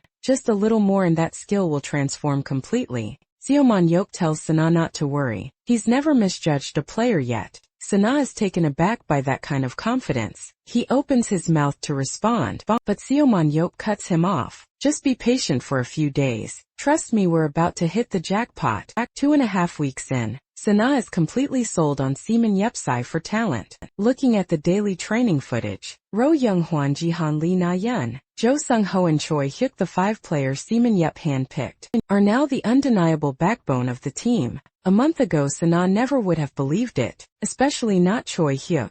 He assumed Samyeon-yeop would slot him in as a striker, but after studying the data closely, he discovered that Choi Hyuk has a superpower that enhances his physical endurance. Without careful observation, the EAs alone would never have caught it, and that makes Samyeon-yeop's judgment feel all the more extraordinary. Meanwhile, Yoon Byum, still waiting on his hidden skill to awaken, is starting to lose heart. Choi Jong-min, a full year younger than him, is already a starter on the team, and Yoon Bae-ok can barely keep up with basic training. He approaches Samyeon-yeop with a heavy look. Did you make a mistake picking me? Samyeon-yeop gives him a flat look. Didn't I already tell you your superpower evolves through effort? Though I'll admit there's a bit of a gamble involved. Are you seriously gambling with my life right now? What did you think this was? A vacation? Looking at the defeated expression on Yoon Byum's face, Samyeon-yeop knows something has to change. He grabs Yoon Byum and heads up into the mountains. Along the way he tells him there's a method he's been saving, specifically for training focus. Focus has a unique quality. It grows most powerfully in a power spot, a place that resonates with who you are. Take himself for example. His focus surges inside a dungeon. The moment he steps into one, he feels alive, like he actually matters. And it all traces back to something that happened to him as a child. In the orphanage everyone carries scars. He says the ones who face them head on are the ones who get close to something real. And with that he leads Yoon Byum to the entrance of a cave. Before Yoon Byum can even ask what's happening, see him when Yep kicks him straight in. You've got 10 days down there. Sit with it, your loser mentality, your dark outlook, all of it, and throw your phone up here. If I catch you sneaking out before time's up, you're finished. Yoon Byum stares up with the look of someone who's given up on life. But as he replaces life in his head, the words start to land. Has he really just been that much of a failure? He takes a breath and steadies himself. Wait, if the world's #1 hero says he can do this, then he can. He closes his eyes and focuses, feeling the current of focus move through him. And just like that 10 days pass. When he finally crawls up to the cave entrance, Samyeon points his enhanced analysis eye at the security feed on his phone. There it is. Jackpot. Unblem drags himself out and spots the security camera. He's about to complain, but Salman Yusuf's voice comes through first. You've still got time before the second half of the season. Use it, get familiar with your new superpower. Because the first match coming up, that will be your first time taking the field as a starter. The first match of the second half arrives. YSM versus GT Knights. Right from the start, GT Knights split into 3 squads in a 4-for-3 formation. YSM counters with 2 5-man squads and Yoon Byum moves out alone. The crowd is stunned. The map for this match is the inverted forest, and the Zedran, lurking in that terrain, are not something one person can hunt alone. On the field, GT Knights' 4-man squad has already hit their first wave of monsters. Just as they move in to engage, an arrow cuts through the air, Lena Young playing her usual role as the disruptor. But after half a season of this, other clubs have figured out how to deal with it. GT Knights came prepared. They've brought a transcendent with a perception skill. They ignore Lee Na-yeon's harassment entirely and start tracking Jo Sung-ho's location. Your sensor locks on. Someone is hiding behind a boulder 1 kilometer out. Has to be Jo Sung-ho. The foreman squad breaks into a sprint toward the target. Lee Na-yeon watches them go and smiles to herself. Good, phase 1 is working perfectly. The squad reaches the boulder and finds their target, but when the figure pulls back the hood, the GT Knights players freeze. It's Choi Hyuk the tank. At the same moment their other squad rushes in from nearby, and they spot Jo Sung-ho wearing Choi Hyuk's gear. That's when it hits them. They walk straight into a trap. Jo Sung-ho activates item transfer, sending the gear back to Choi Hyuk instantly. Choi Hyuk then tosses a backpack straight at the GT Knights players. The little scrubs catch it, completely thrown off inside. Zayden sees from the very start. This was YSM's plan. One squad pretends to hunt while secretly gathering seeds. The seeds get sealed in a focus-blocking bag, transferred via Jo Sung-ho, and delivered right into enemy hands by Choi Hyuk. The moment the bag opens, the seeds drink in the surrounding focus and explode into growth. Vines erupt in every direction, coiling around the GT Knights players and pinning them in place. Now it's YSM's time to clean up. Meanwhile, GT Knights' 3-man squad gets the word their other team has been wiped. Their leader tells the second squad to stay calm, finish off the Zedron in front of them and regroup immediately. The Ball brothers fight hard against the monsters. One of their teammates is just standing there frozen, annoyed. He walks over after clearing the monsters. The moment he touches the player, the figure drops. The announcer's voice rings out across the field. Yoon BM 1 kill. The Ball brothers are completely thrown. What the did that just happen? A shadow is already closing in. The real predator lurking in the dark is about to strike. With this skill advantage, Yoon BM secures a double kill. But when he turns to the Bald brothers themselves, their reaction speed is on another level. A direct ambush won't work here. Before the match, Sungmin Yop had coached him on this. If a sneak attack fails with his current stats, going head-to-head isn't an option. So he prepared 2 weapons for him, a crossbow and a short blade. Yoon BM burst out of the shadows with the crossbow raised. On the sideline, Seoman Yop watches with quiet satisfaction. The crossbow has a short range, but it's easy to use and accurate. The fact that Yoon BM read the situation and switched strategies on the fly, that's exactly what he wanted to see. Still, for someone making his first real appearance, holding his own in a direct one-on-one, it's a tall order. Just don't give up. As long as you keep going, there's always a way out of bolts. Yoon BM switches to his short blade and charges, but mid-charge a small stone catches his foot and sends him tumbling. He eats dirt hard. The Bald brothers stare in disbelief. What kind of strategy is this? Before they can figure it out, Yoon BM slips into a crack in the ground and disappears. Damn it, that was embarrassing. So you can slip into shadows. Is that your whole trick? Yoon BM pauses. This guy hasn't figured it out yet. Perfect time to use that. Yoon BM surges out of the shadows again. The Bald brothers are getting irritated.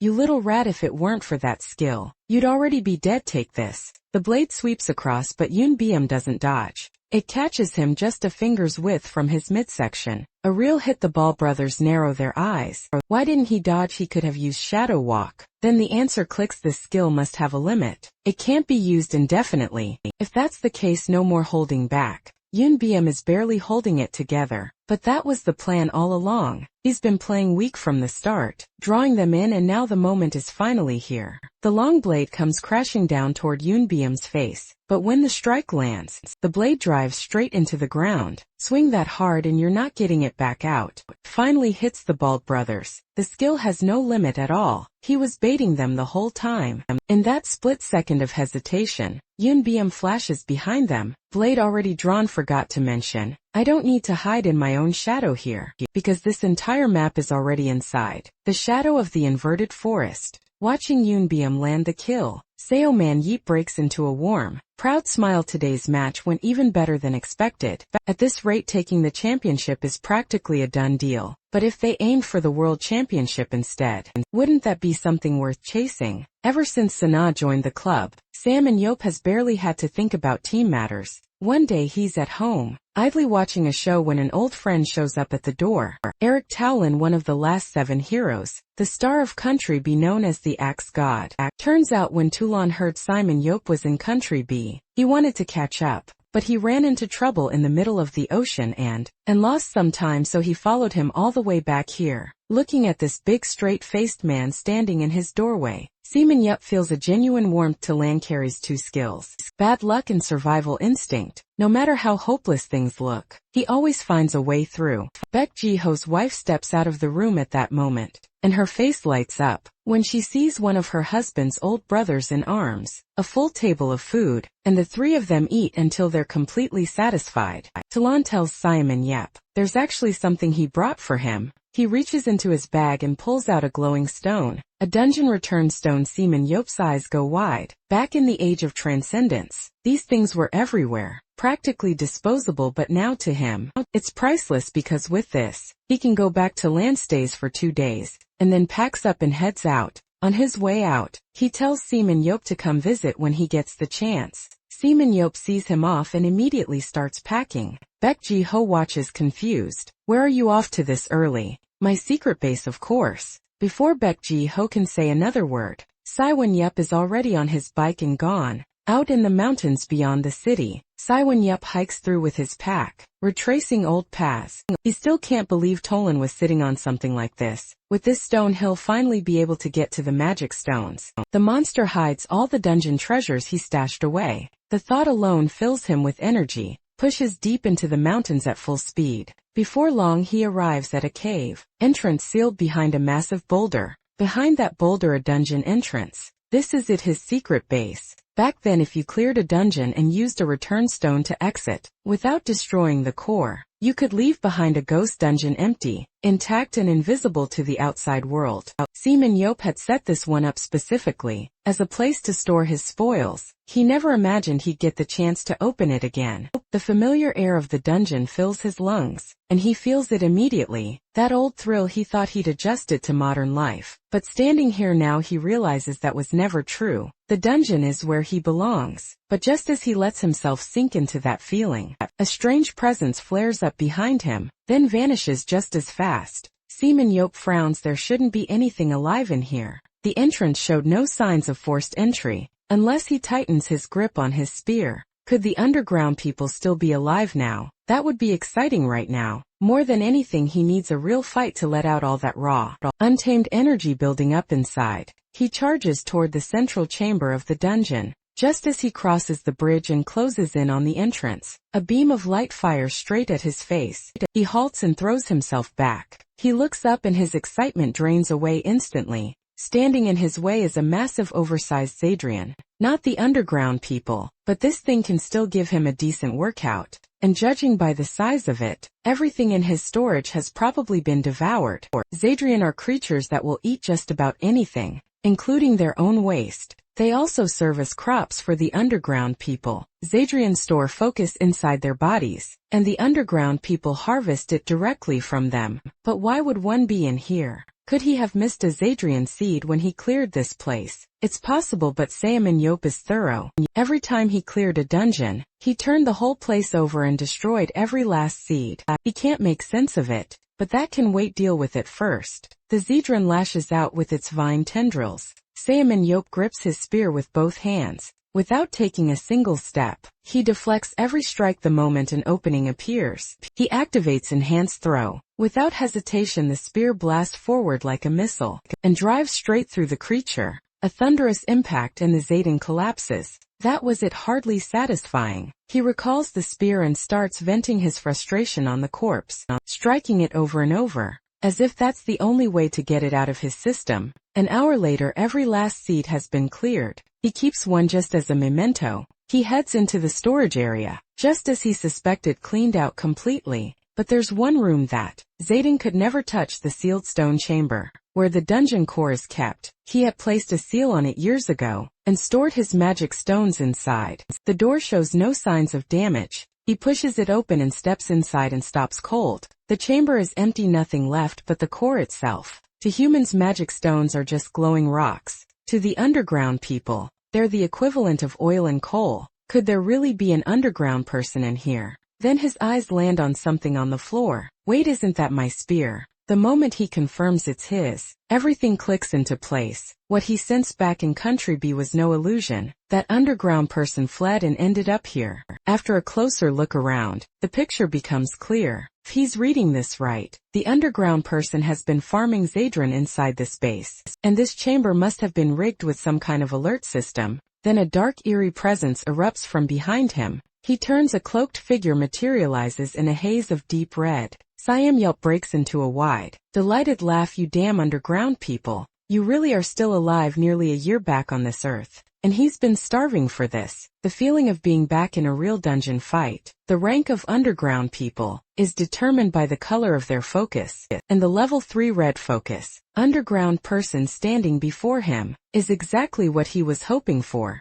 The underground person sees the mocking look on his face, and lets out a roar. Filthy human. Why are you here? See him on Yope. Lets out a quiet, dangerous laugh. Filthy human. What if I told you that your entire civilization was destroyed by the very humans you're looking down on? How would that make you feel? But honestly, humanity owes you people a debt of gratitude because you were our prey. Just like you harvest Zadran. We hunted you and the rewards let us live very, very well. We made a killing off of you. At that, the underground person can hold back no longer. Red focus energy takes the shape of massive serpents rising up behind him. Seaman Yope raises his spear in response. Ready for battle, the serpents surge toward him at full speed. Then an explosion rings out and Seaman Yope is gone. You know, the main core of your sacred site is the biggest one I've ever seen. Seaman Yap circles his opponent with ease, his spear thrust relentlessly, and the underground person desperately blocks with focus energy. But something else shocks him even more.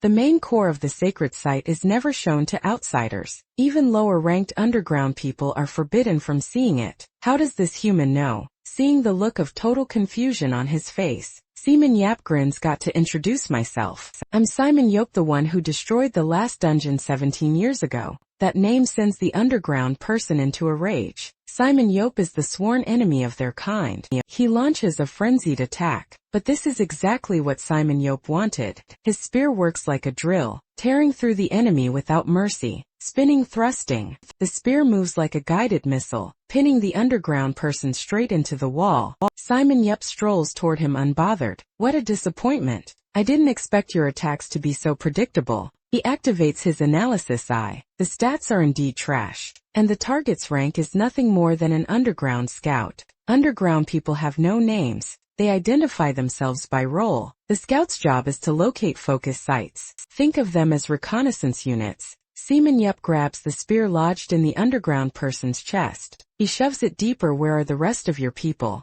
That white-focused underground person. I fought at the sacred site. Do you still have someone like that, right? I think they called him the High Priest. The underground person glares through gritted teeth. You really are an arrogant human, but you'll be meeting our ancestors soon enough. The great ancient light has foretold it. The prophet has arrived on this land. He will lead us into the light. Even as the words leave his mouth, the underground person triggers self-destruct. Explosion echoes through the entire dungeon. When the smoke clears, he is nothing but a charred husk, barely clinging to consciousness. Then he sees Samuel Yope now standing in spirit form. The underground person's eyes light up with excitement. Great prophet, have you come to lead me into the light? Samuel Yope clicks his tongue in annoyance. Did the explosion fry your brain? Just die already. Samyeon Yope had planned to turn this dungeon into his future home, but an unexpected underground person has left the place in ruins. Looks like he's stuck living with his sister-in-law for life. But what really puzzles him is the mention of the ancient light. And what exactly is this prophet? Could there really be a prophet who has already completed their spiritual awakening? He remembers hearing similar things from the underground people 17 years ago during his dungeon raids. If any of it is true, then why didn't the underground people foresee their own destruction? And even if a prophet has appeared, rebuilding the underground civilization won't be easy. Back then he destroyed every single magic stone in the dungeons, and according to researchers at the time, it would take at least 10,000 years to rebuild the underground people's sacred core city. Setting everything else aside, they simply don't have that kind of time. The underground person he just fought was nothing more than a desperate survivor. Barely hanging on the thought leaves Seaman Yope a little disappointed. He had hoped for a real fight. Instead, all he got from that underground person was despair and fear. In the past, underground people would call for backup before self-destructing, but this one didn't even have the energy to try. Simon Yop clicks his tongue. Boring time to head home. Not long after he leaves, a flash of light appears deep in the dungeon. An underground person steps into the room, surveys the bodies scattered across the floor and lets out a long sigh. What a waste of that Zadran. But what's really interesting is Samuel Yep is still alive this time. I will tear that man apart. At that moment, a white-haired man steps forward. Greetings, third generation. Meanwhile, Baek Ji-ho spots Samuel Yep coming back so early and teases him. What did you go hiking? Bring me back any wild ginseng? Samuel Yep gives him a flat look. Then he holds out a bottle. How much is this worth these days? Baek Ji-ho takes it completely baffled. A second later he freezes. Where did you get a Zadran seed? Samuel Yep shrugs. Found it in a storage room. Figured I'd bring it back. Baek Ji-ho breaks into a cold sweat. Do you have any idea this thing could wipe out an entire city? Besides warfare players, 99% of people in the city are ordinary civilians. Doesn't matter, step in if anything happens. Just tell me what it's worth. As far as I know, there are still organizations researching underground civilization. I'm just trying to contribute to their work and make a little cash on the side. Relax. Baek Ji-ho stares at him speechless. There is one organization, but for something like this, you'll need to go through our boss, because that organization is the World Warfare Association. Meanwhile, Lena Yun, trained under Seoman Yop, is becoming increasingly gifted at disrupting her opponents. That confident look, combined with movements that flow with perfect precision, makes every opponent who faces her want to take her down on the spot. Looking over Lena Yun's status panel, Seoman Yop feels genuinely satisfied. He doesn't show up at the club often, but Lena Young's improvement has been massive, and her tactics growth is off the charts. Once her stats are fully leveled up, she could become just as much of a hot commodity as Nathan. The day she becomes YSM's signature star, there's going to be serious money to be made. After all, more than half the crowd at recent matches is there for her. Compared to her, Yoon BM barely has any fans. True to his trickster role, he only emerges from the shadows when he's absolutely sure of the kill. By the time the crowd even spots him, he's already disappeared again. Before long, YSM wins their final regular season match and advances to the playoffs. Baek Ji-ho shows up to congratulate Saemin Yop and lets him know he's also there, on behalf of the World Warfare Association, to officially collect the Zadran seed. Sungman Yop gives him a look of pure contempt. You were the one freaking out about it. I can't believe the association took this long. I thought you weren't going to bother. Baek Ji-ho shifts the subject a little awkwardly. YSM is really at the top of its game right now, but the playoff teams are no joke. You confident about taking the championship? Sungman Yop grins. Stop asking me questions with obvious answers. That kind of confidence catches Baek Ji-ho off guard. Do you have some kind of secret weapon up your sleeve? Just watch. At this very moment, YSM's head coach Sana is giving an interview. The host asks what his plan is for the upcoming playoffs. Sana glances at her calmly. The championship trophy belongs to us. Simple as that. Even the host is taken aback by his confidence. Anna explains that before coming to Country A, their owner had made him a promise. Frankly, he feels a little sorry for the competing teams because their owner, Samyeon Yop, agreed to personally compete in 3 matches within a year. Hearing this, Baek Ji-ho nearly drops his glasses. Are you seriously cheating with Samyeon Yop as the club owner? The players can't exactly say anything, so they accept the reality of winning on easy mode. Sana then lays out the battle plan for the team. Their first playoffs opponent is ICBC, ranked 3rd overall, targeting YSM strategy specifically. ICBC recruited Han Sung EOP in the last transfer window, a player with the tracking superpower. His individual stats aren't impressive, but his skill lets him lock onto 5 opponents at once and track their every move. This completely shuts down Yoon BM and Jo Sung-ho. The moment they're locked on, they're as good as useless. On top of that, this skill gives ICBC a real-time read on the battlefield. Before anyone else, Seaman Yop tells everyone to relax. He's already got a plan this time. He's teaming up with Jo Sung-ho. There's something he wants to test. Match day arrives quickly. After weeks of online buzz, Seaman Yop's participation has become a global talking point. Country A's once overlooked secondary league is now the center of worldwide attention. The moment Seaman Yop steps out, the crowd erupts all this fame and he has no idea what to do with it. Even the usually quiet Four Eyes can't help himself. Boss, can you tone it down a little? The two sides meet before the match. Every single ICBC player looks like they've bitten into something. Rotten pure misery on their faces. YSJ, on the other hand, couldn't look more relaxed with the boss on the roster. This one's basically already won. Saimunyo activates his analysis eye right away. Just as expected, not a single real threat in sight. The match begins. Jo Sung-ho, as always, heads straight for a safe position. Only this time he's carrying a pair of binoculars. Countdown ends and everyone charges out according to the plan. Everyone except Samun Yup, who's still standing at the starting point, casually stretching on the other side. ICBC six-man squad finishes their first round of hunting. From the very start, they've been using Han Sung-yeop's skill to track Saeman Yeop and his teammates. Their plan is to drag out the match and close the gap through hunting.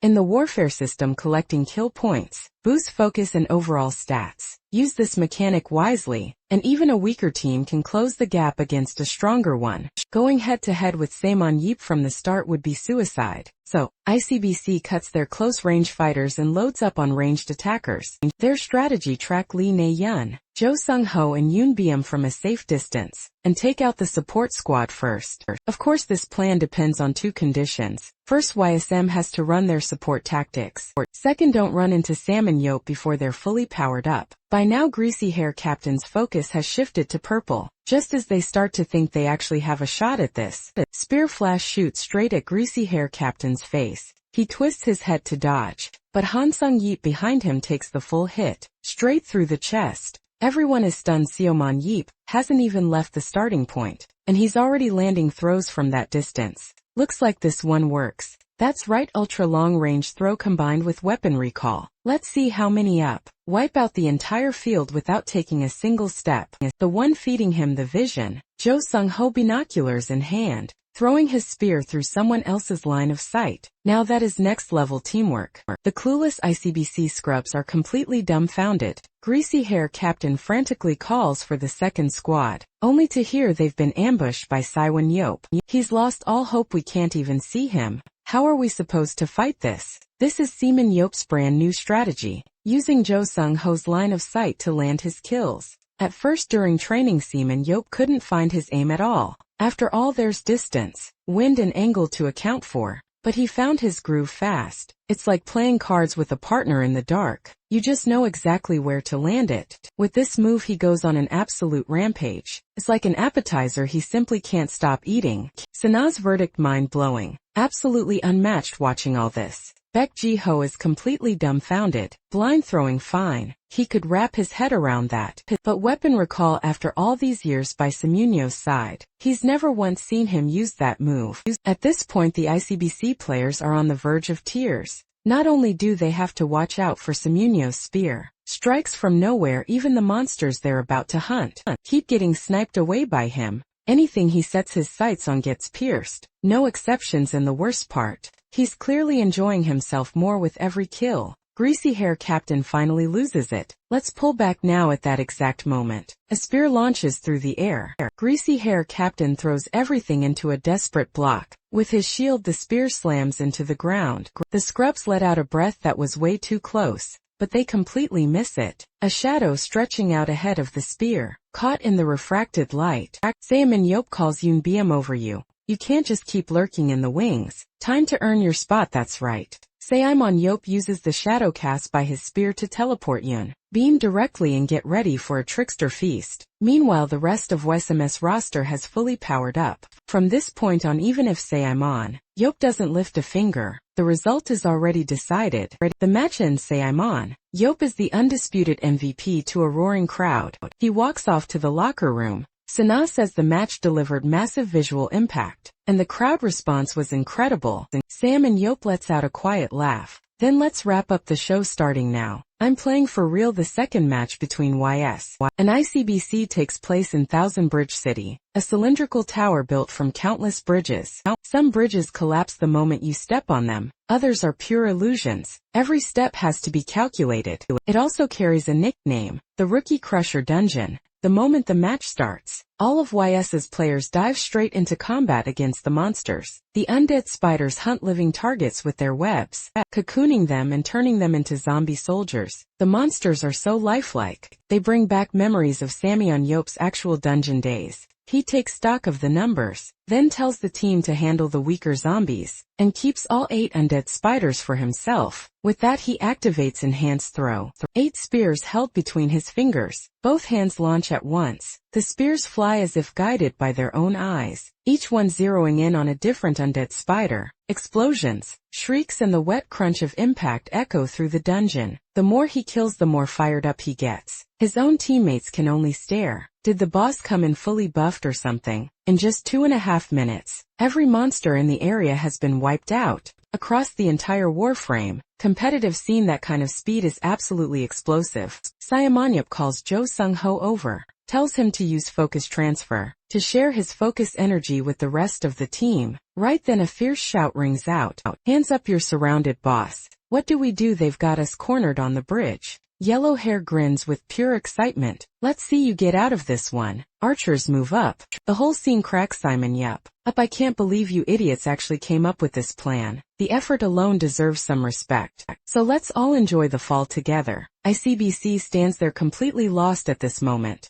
Manyap activates weapon recall. The spears he fired earlier are all on their way back. The key detail, they return at the exact same speed they were thrown. And that kind of force will tear through everything around them. Sure enough, the ground beneath everyone, teammates included, shatters and they all plunge deep into the cylinder. And Sam and Yo planned this from the very start. He knows the layout of this dungeon by heart. So before recalling his spears, he made sure his teammates were standing in the safe zones. Every WESA member lands on a real bridge. The ICBC scrubs, on the other hand, either land on illusions, or hit the fake bridges that crumble on contact. But just watching them fall isn't enough to satisfy Seaman Yope. He wants to take out all 6 of them before they even hit the ground. Seaman Yope dives down like a god of death. 1 thrust, 1 kill. In just 2.5 seconds, he racks up 4 kills. Everyone watching outside is speechless. Is this something a human being can actually do? And after the 5th kill, Seaman Yope locks onto the last one. Still falling, the spear drives into his chest, and Seaman Yope rides him down from above, feet planted on the scrub like a surfboard.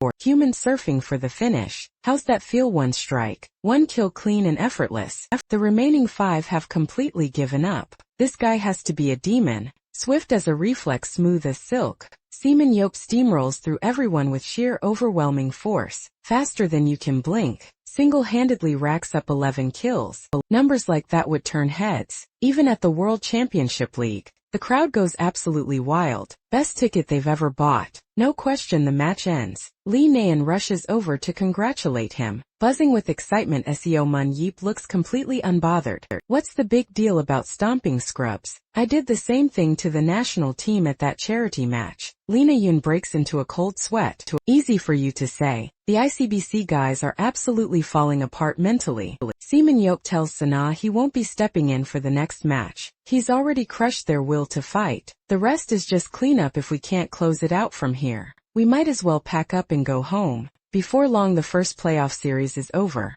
SM sweeps at 3 straight, a dominant total victory in the second playoff series that follows. The same story plays out all over again. Simon Yope uses sheer, undeniable power to show the world exactly who stands at the top. The Bald brothers even put out a statement. They'd sell everything they own to sign him. Meanwhile, in City L, Country C, one of the former 7 heroes and head coach of Steel Legion, Emre Casa, can no longer sit still. Among all the warfare clubs in the world, 3 stand at the very top. First is Spark Club, run by the Bald brothers, built around Nathan and Kichi. Their roster is stacked. Next is Mobile Hub, centered on Gerald, and last is Steel Legion, LED by Casa with one of the three giants. Daniel Mann's on the roster. They consistently crush opponents with flawless strategy. Of these three, Spark Club and Steel Legion share the deepest and most heated rivalry in the league. Put simply, whoever signs Seaman Yop wins the championship. Casa goes to his club owner and lays out his plan.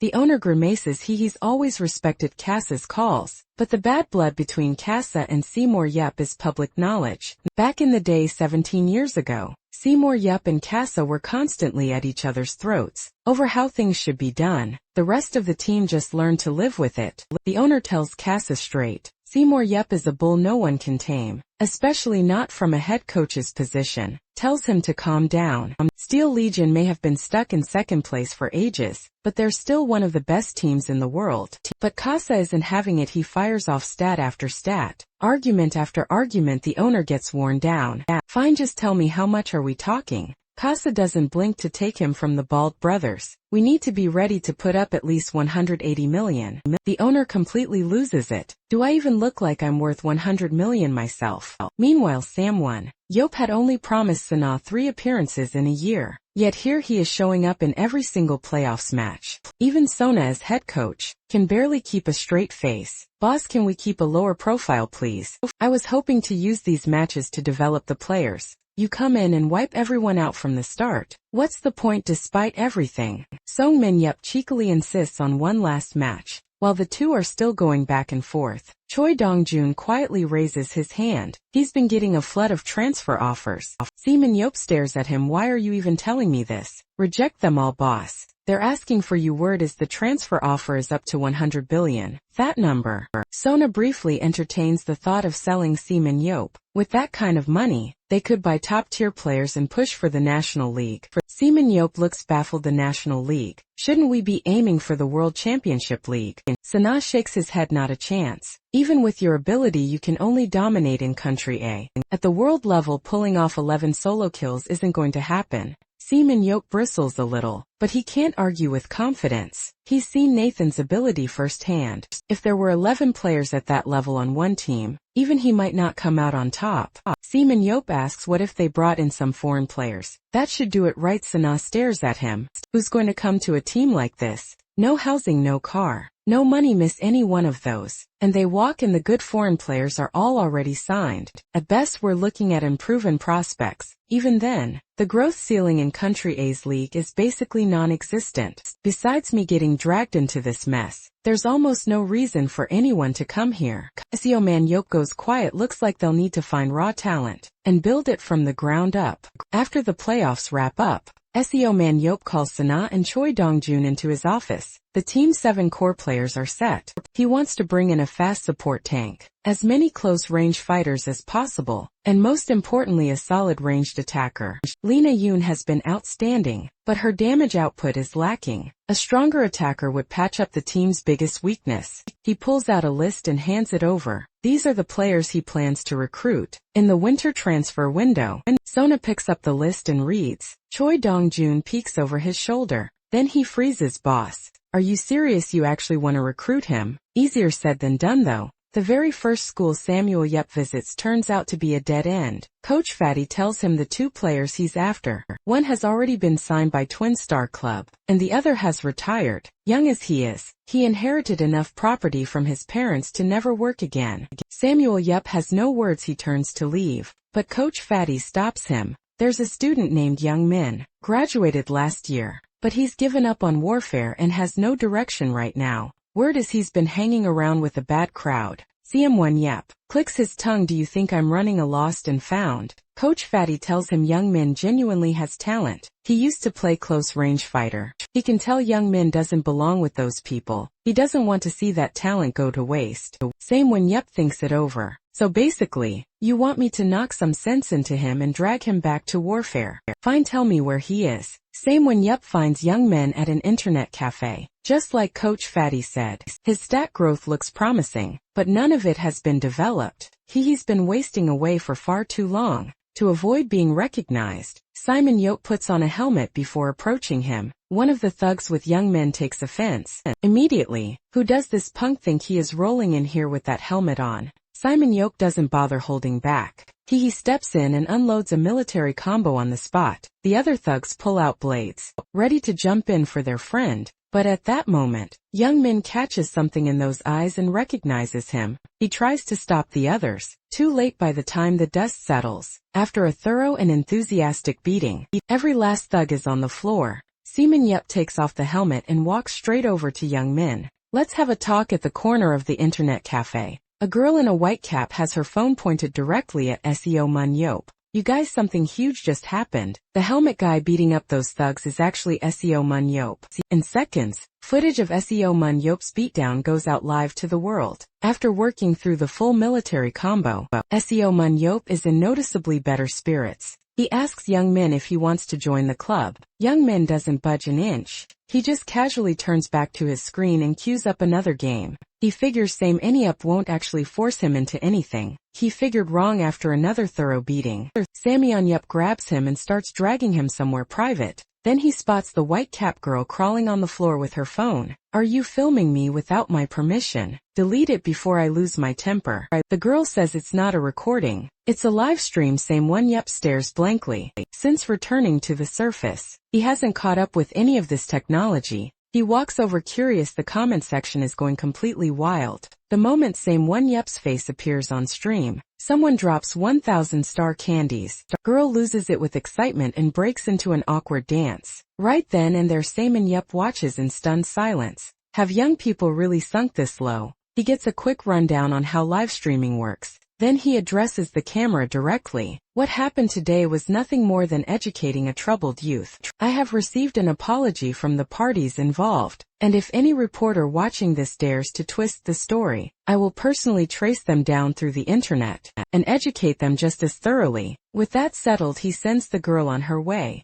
He turns to Young Min. Why don't you want to play Warfire? Young Min winces. It's a long story. My parents divorced when I was young. I looked after my grandfather on my own, worked to support my grandmother, and on top of that my dad was hooked on cards and alcohol. Samyeon Yop's expression snaps. Did you not get enough earlier? Can you get to the point? Under Samuel Yop's icy glare, Young Min gets to it. The truth is he did want to be a Warfire player. Back when he was still in the youth league, his drunk father accidentally set fire to the house. His grandparents nearly didn't make it. To protect them, he walked away from the game. And now the teammates he once competed with have all gone pro. Watching them hurts. He envies them deeply. Young Min's voice cracks as he talks, but he barely gets through half of it before Samyeon Yup lifts him right off the ground again. Enough with the drama. I'm asking you one thing. Do you want to be a player or not? I do, but I have one condition. Help me deal with my dad. Make sure he never touches a drink again. Samyeon Yup blinks. Unbelievable. You really are something, aren't you?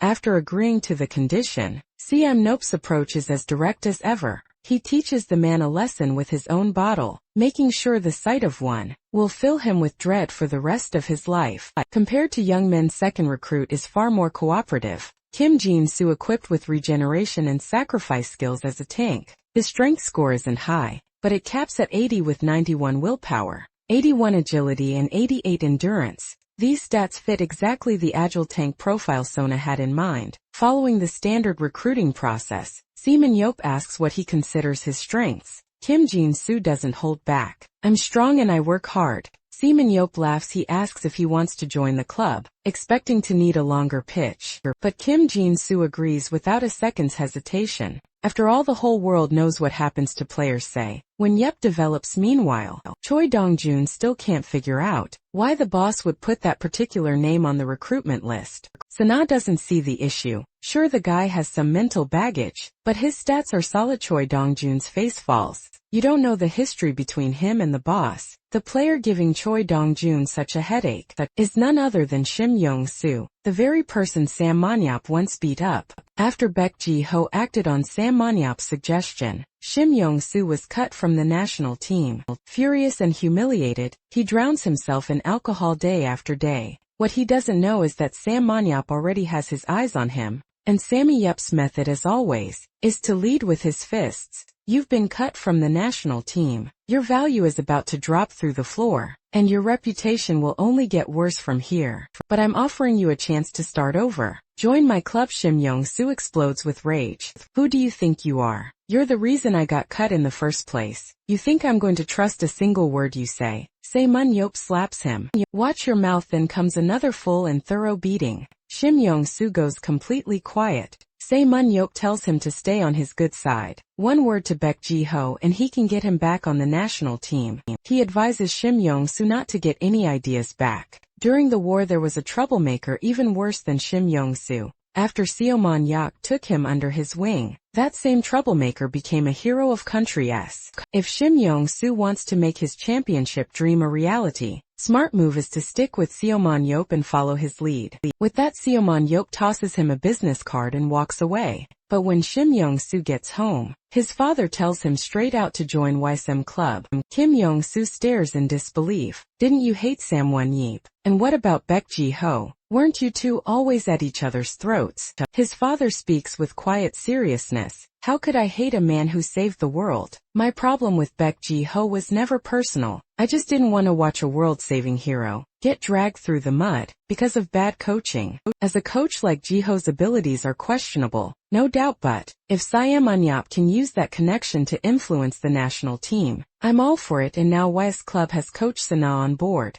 That's someone even the national team couldn't get their hands on. Shim Yong-soo is completely lost. But Seo Man-yeop can't stand me. Aren't you afraid sending me there will get me killed? His father chuckles. Shulan and Kasa didn't get along with him either, but they still cleared the final dungeon together. Seo Man-yeop even gave his life for it. Character is far bigger than you can imagine. Join WSM, I promise. It won't be long before you come out a completely different person. 2.5 weeks of work and they've only signed 3 players. 2 of them are problem kids. Of all things, Coach Sana is finding his boss harder and harder to read. Especially young men, he genuinely cannot see what the kid has to offer. In fairness, it's not Sana's fault. The ES system only reads a player's current stats. It can't show their ceiling. Seo Man-yeop tells him to be patient. The kid has been drifting for a year. He just needs time to get back on track. Still, even Seo Man-yeop has to admit the roster is running thin, is out of options. In Korea, every promising player has already been signed, and the ones left are too set in their ways to work with. Sana suggests he look abroad.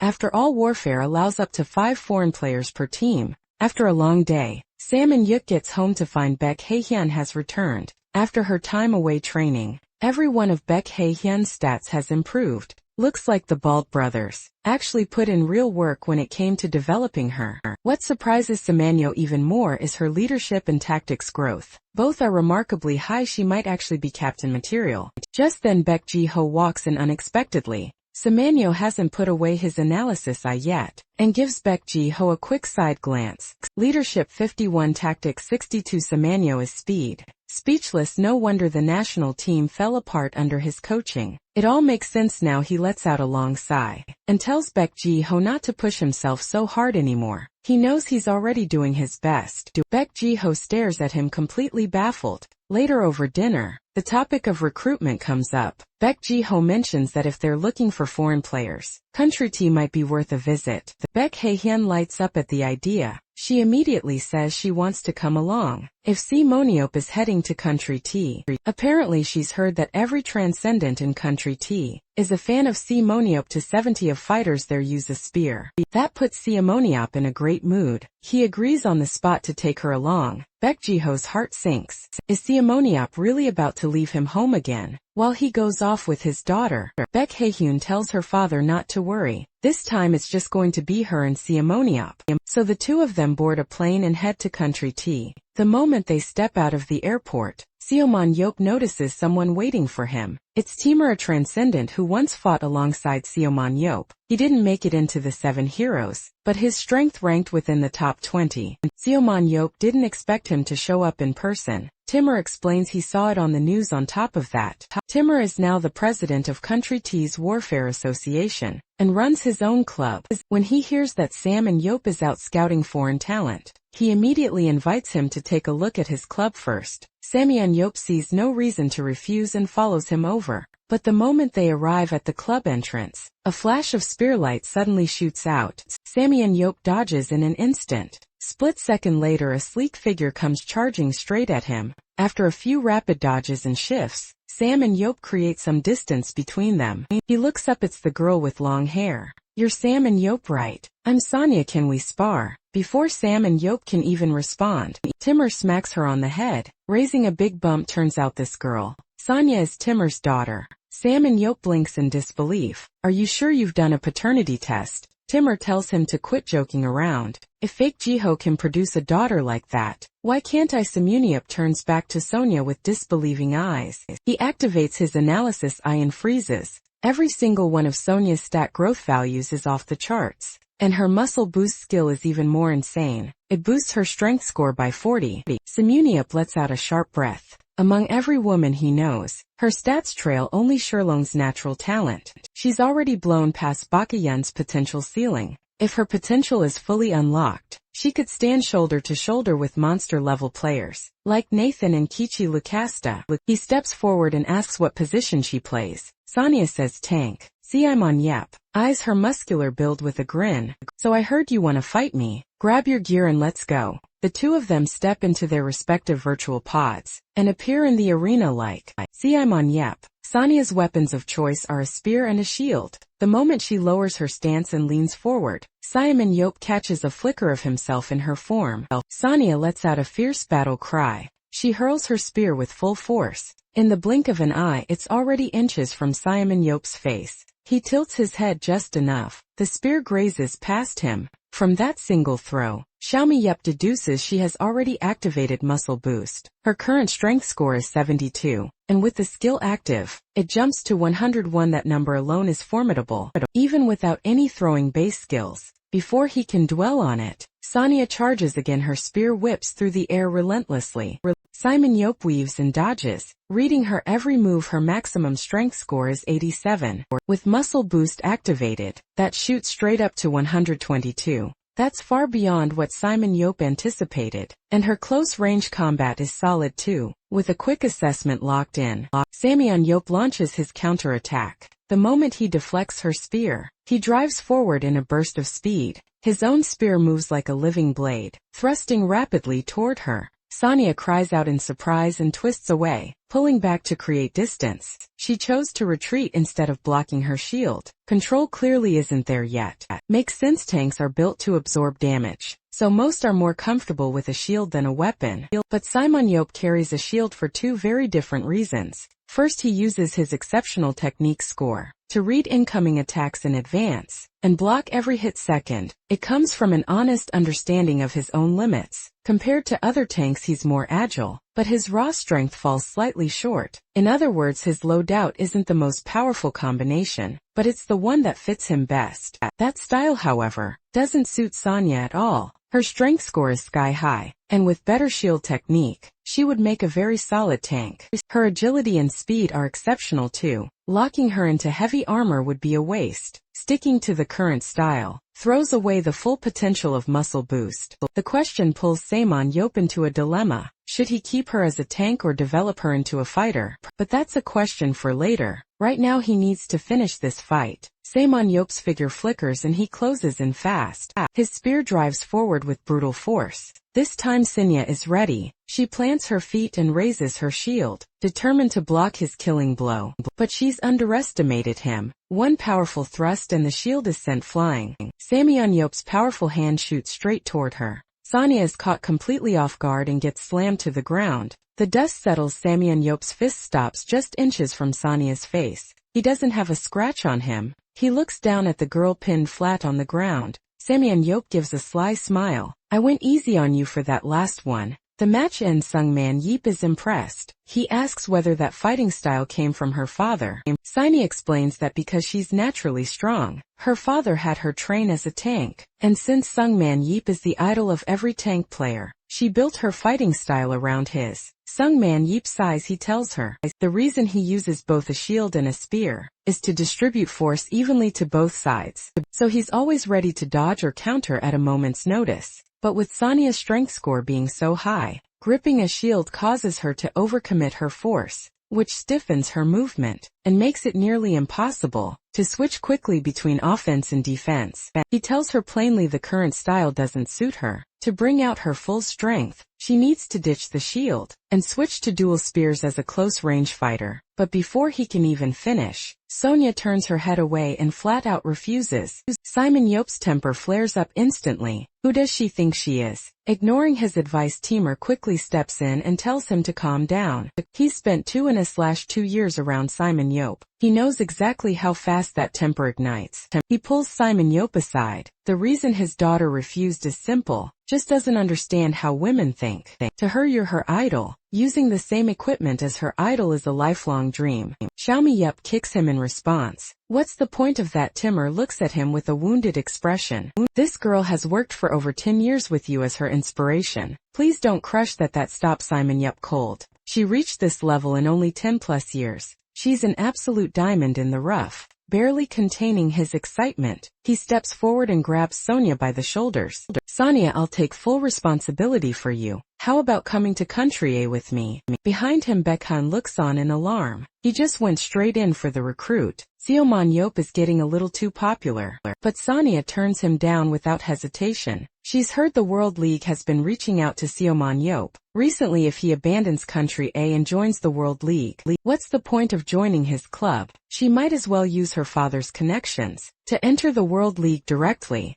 The rejection makes Salomon Yope rethink his approach. Sonya is a high-potential player with real talent. A transfer fee of 100 million would certainly solve a lot of problems for him, but if he invests in training her properly, she could earn him that same 100 million down the line. His mind made up, Seoman Yope speaks up. He tells Sonya he won't be joining the Bald Brothers League, and if he ever does go, it will be with her by his side. Sonya's face breaks into a smile. Then it's a deal, don't you dare back out like some kind of player. And just like that, Sonya follows Seoman Yope back to Country A. But Baekhyun says she has urgent business in Country B and splits off from them early. Maybe she's jealous of Sonya, or maybe it really is urgent. Hard to say. When Baek Ji-ho hears about it, his face goes dark. Has his daughter been stolen away? But Siwon Yope doesn't give it a second thought. All his attention is on Sonya now. To sharpen Sonya's spear technique, he has Coach Sana bring in a world-renowned spear instructor from Country B, Maxim Blanco, at Seaman Yope's instructions. Sonya puts on a demonstration for the new coach. Inside the virtual testing room, Sonya asks Seaman Yope what monster he used for his own assessment.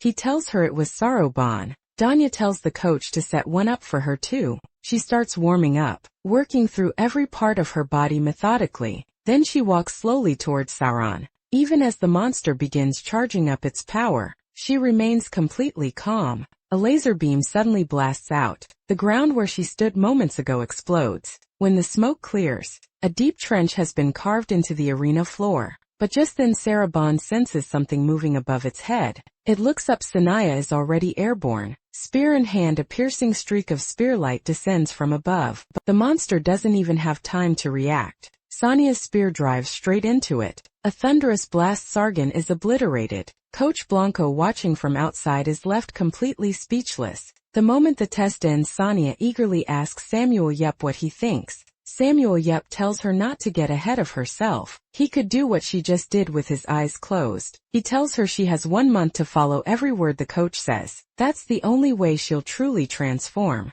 Sonya looks reluctant. You said you'd take responsibility for me. Why are you handing me off to another coach? The moment we're back, Sam and Yup tells her to relax. He's busy, but when it comes to her training, he's paying attention. Blanco only steps in when he's not around. And honestly, as a world-class instructor, Blanco might even have the edge over him in some areas. But one thing he can promise, by the time the season starts 1 month from now, they will make her the star of the opening match. A month flies by. The first half of the season finally kicks off. YSM Club faces off against CBC Club, a veteran team with a strong playoff record. Even before the match begins, YSM's starting lineup has the crowd buzzing. Beyond the usual core lineup, there are plenty of new faces on the roster. That's right, in just over a month, Seomara Yope has brought in 4 players, who are already carrying the team. The current roster sits at 3 tanks, 4 close-range fighters, 3 range dealers and 1 support, but those roles are far from fixed. While Yoonbium can deal range damage with his bow, he's also able to switch into close-range combat using his superpower.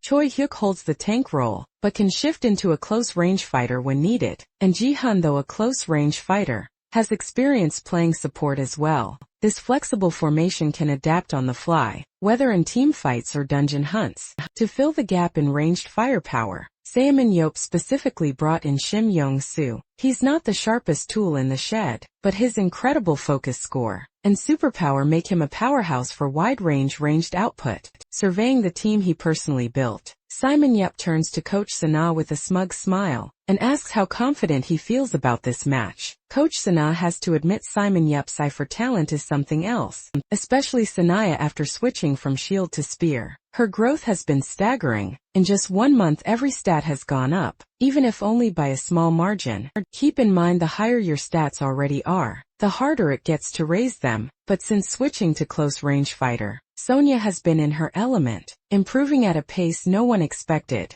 Of course what Sana doesn't know is that convincing Sonya to change her role took Saemin Yop 3 full days and nights of non-stop persuasion. Sana shakes his head in admiration. Outside of Nathan, he has never seen a player grow this fast. With the crowd roaring, the first match between YS and CBC gets underway. Unlike previous matches, Coach Sana doesn't issue any battle plan. He hands full command over to the players. As far as he's concerned, winning this match is already a done deal. The first map is Warrior's Graveyard. The map is shaped like an inverted pyramid. Both teams start at the top and push downward layer by layer. The final level is guarded by a humanoid monster, protecting the dungeon's core. Along the way they'll encounter Magic Tree Petop, which strikes using its branches and leaves and mist, a parasitic eye creature that can latch onto and take over a host. Seaman Yup watches the players battling monsters down below. He finds himself drifting back to his own days in the dungeon. Back then they had no information about the dungeons. They were flying completely blind every step of the way.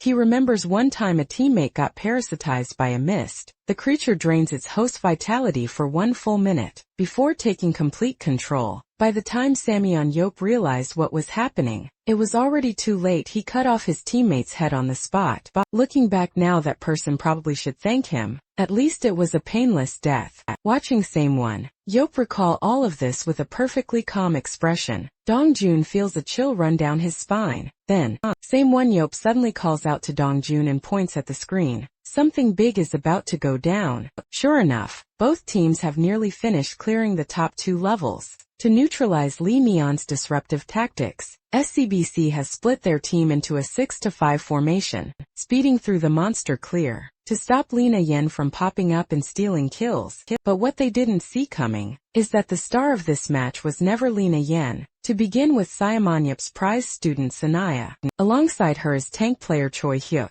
Compared to Sanaya's cool composure, Choi Hyuk is far less convinced this plan will work. SBC consistently ranks 5th in the B1 league. The idea of just 2 people holding off their squad of 5 seems a little crazy. Whether they can actually pull it off, he honestly has no idea. The moment the attack signal is given, both of them leap straight into the fray. Choi Yul goes in first as the tank, locking down one opponent. Immediately the remaining 3 spot Sonya and instantly swarm her. As the 3 scrubs come charging in, Sonya calmly draws 2 spears from behind her back. Same model as Samon Yop's, pure focus powered, able to extend or compress at will. Their attack is stopped cold by her spears. But what shocks them even more is that Sonya is controlling 3 spears at once. Both hands are gripping a spear, and she's controlling a third one with her foot. While the 3 opponents stand frozen in disbelief, Sonya drives her spears into motion. A force like a tornado erupts from where she stands. All 3 scrubs are blasted back at once. Who is this woman? She just held off all 3 of us by herself. But before the words even finish leaving his mouth,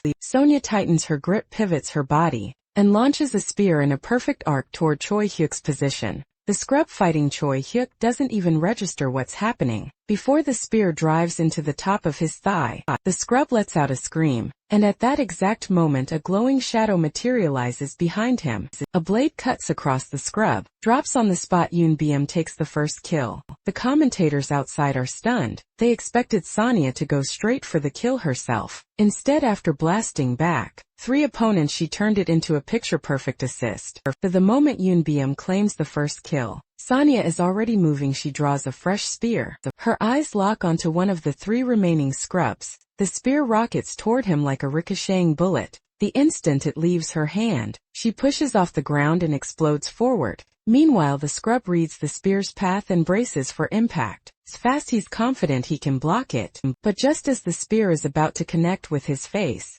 Sanaya's figure appears in front of him like a ghost. She snatches the spear right out of the air mid-flight. Using the momentum, she redirects the spear and brings it crashing down on him. Scrub panics, raising his weapon to block with everything he has. But Sanaya is completely in her element now. Every thrust she delivers tears through his defense, like it isn't even there. Just as the scrub is reeling from her speed, Sanaya grips the spear with both hands and drives it straight into the ground. The sheer force splits the ground open with a massive crack. The scrub barely twists out of the way, but before he can even catch his breath, he sees Sania's spear bending. In the next instant, she uses the spear's flex to launch herself into the air. By the time the scrub figures out what's happening, his body has already been split clean in two. Sonia glances back with an icy look. The real hunt has begun. She flickers and charges straight at the next scrub. Her solid spear comes hammering down. The impact detonates on contact, blasting the scrub off his feet.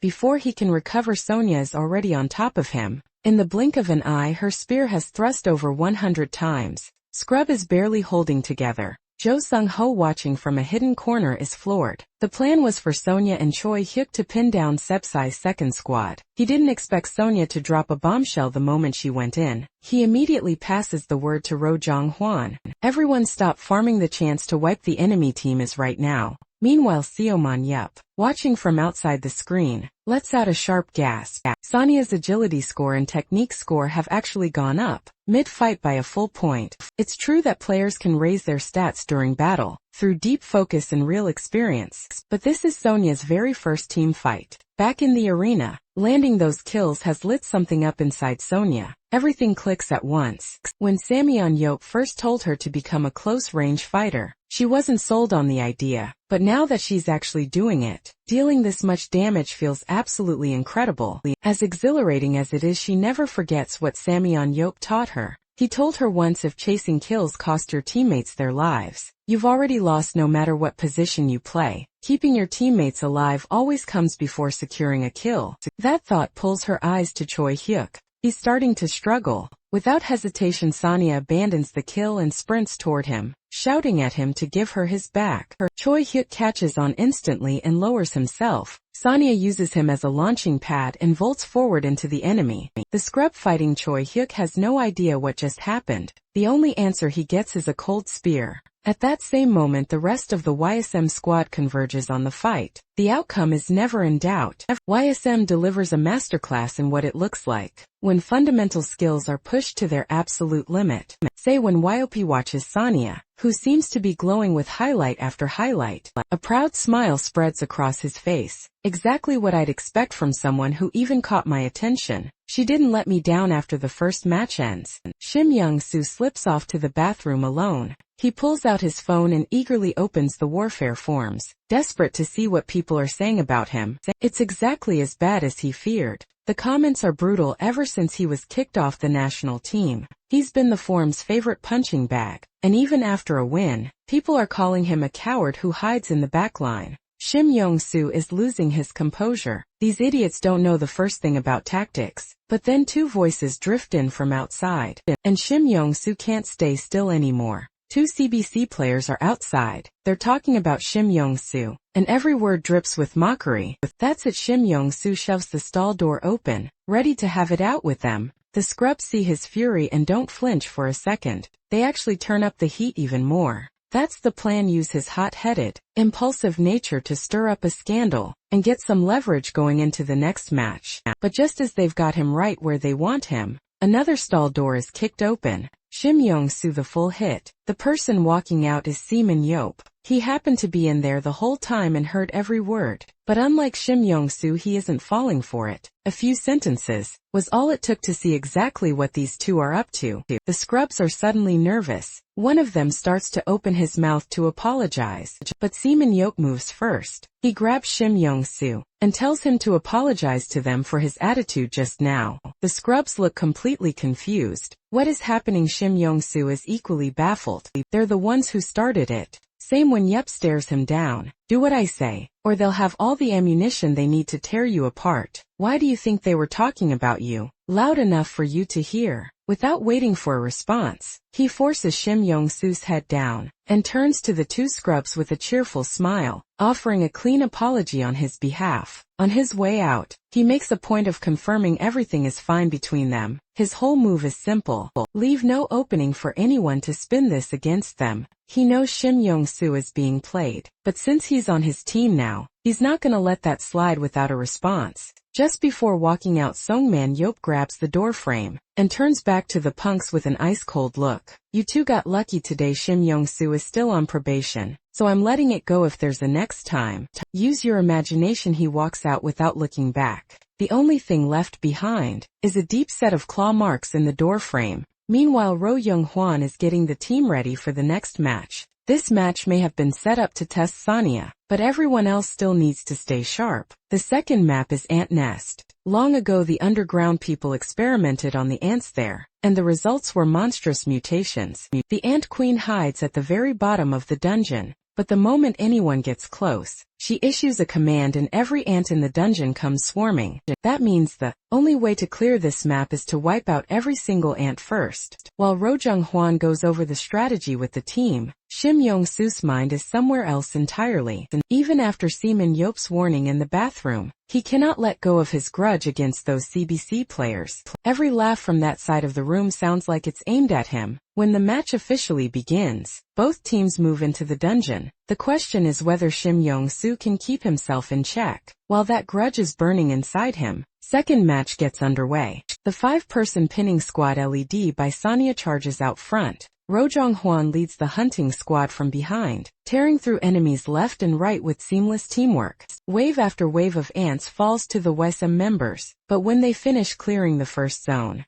the team realizes Shim Yong-soo has vanished. Sure enough, during a lull in the fighting, he slipped away from the squad on his own. He's determined to make those SEBC players feel the full force of his signature move. While he's rushing toward them, Ro Jang-hwan messages him demanding to know where he went. The rebellious punk ignores it completely and mutes him. That sends Ro Jang-hwan through the roof. Someone on his own team is defying his command. When this is over, he's going to deal with him. 10 minutes later, Shim Yong-soo arrives at the enemy's hunting zone. What surprises him is that he only sees CBC players here. There's no sign of his own pinning squad. The original plan had Sonya's squad arriving here first. Kim Yong-soo intended to link up with them. Then he'd be free to unleash his blast balls from a safe position. It's not going the way he imagined, but he's not backing down. Blazing fireball streak toward the enemy like missiles. Has complete confidence in his signature move. Watching the flames burst into the air, Shim Yong-soo grins, but when the smoke clears, not a single opponent has taken damage. The lead scrub lets out a mocking laugh. Knew you'd come crawling here alone to get revenge. You coward, we've been waiting. Arrows come flying at Shim Yong-soo. His plan has completely backfired. His face goes dark with humiliation. He feels absolutely sick. He dodges their attacks, firing off blast balls at the same time. But Sepsi has come fully prepared. In seconds, one scrub is right in his face. Shim Yong-soo curses under his breath. Fine, he'll take them all down with him. A blast ball forms in his hand. Then in the next instant the flame fizzles out. His heart drop skill is still on cooldown. His signature blast ball skill holds 5 charges per cycle, with a recharge time of 150 seconds. He rarely fires them all at once in practice, so tracking the recharge time has never been something he's had to think about. Shim Yong-soo collapses to the ground. The CBC squad stands over him, grinning down. Finally got you, you big idiot. But at that exact moment, the announcer's voice rings out from behind them. Sonya 1 kill. Everyone jolts and spins around. There stands Sonya, spear in hand, staring at them all with a cold, steady gaze. Shim Yong-soo is completely lost. Before you can process any of it, a dark hand reaches in and yanks him away. The sudden turn of events leaves the CBC players stunned. They've lost a teammate and Shim Yong-soo has disappeared. Was this all part of YSM's plan? Not exactly. Jo Sung-ho has dragged Shim Yong-soo into a hidden corner. The original plan did have them arriving here first to pin down CBC, before Shim Yong-soo could make a move. But before the match, Seoman Yup told them directly, this rebellious punk would definitely break formation. and go after Sapseong on his own. So Ju Sung-ho and the others deliberately waited here for him. They even kept one ant alive on purpose, to stop this section of the nest from collapsing. Shim Yong-soo stares in shock. Thinking back to how Saiwon-yup has been treating him, a wave of defeat washes over him. He predicted every single move. Jo Sung-ho signals to the group. The others are about to arrive. It's time to move. Shim Yong-soo's face goes dark. He doesn't wait for the others to decide anything. He's already crawling out on his own. Hey, if I throw a blast ball over there right now, that should be a lot of kills, right? You think you've got me all figured out, Saiwon-yup? Let me show you something different. Before Jo Sung-ho can say a word, Shim Yong-soo activates his skill. But this time it's not a blast ball. He uses his support skill, bind focus forge chains, shoot out and wrap around the scrub fighting Sonya. Seizing the moment, Sonya thrust her spear in a rapid burst, and with a single sequence claims a double kill. Watching from outside see him when Yup breaks into a proud smile. Even Coach Sana starts praising the hot-headed kid for finally coming around. It's true, Shim Yong-soo, the guy who lives to be the center of attention, just chose to set up his teammate instead of going for glory himself. Looks like Seo Munio has gotten through to him. Seo Munio doesn't disagree. He activates his enhanced analysis eye, and pulls up Shim Yong-soo's stats. His focus score hasn't budged much, but every other stat has jumped significantly. He's confident that with continued training, those numbers will keep climbing. Except for tactics and leadership, Saiwon-yup has never had any faith in those two ever improving. Of course, the reason Saiwon-yup is developing Shim Yong-soo has nothing to do with generosity. He's building him up to sell him at a good price, then use those funds to sign someone even stronger from overseas. In the battles that follow, Shim Yong-soo keeps setting up Sonya, landing kill after kill together. The second match wraps up in no time. Sonya is without question the standout player of the entire match. Shim Yong-soo is grinning like a kid. He's sure Saiwon-yup saw how much he's grown. What he doesn't know is that to Saiwon-yup, he's not even a footnote outside of Sonya. The player who impressed Saiwon-yup most is Choi Jong-min, and that's all thanks to his skill that lets him pinpoint enemy weaknesses. Beyond him, Kim Jin-soo and Young-min both put in solid performances.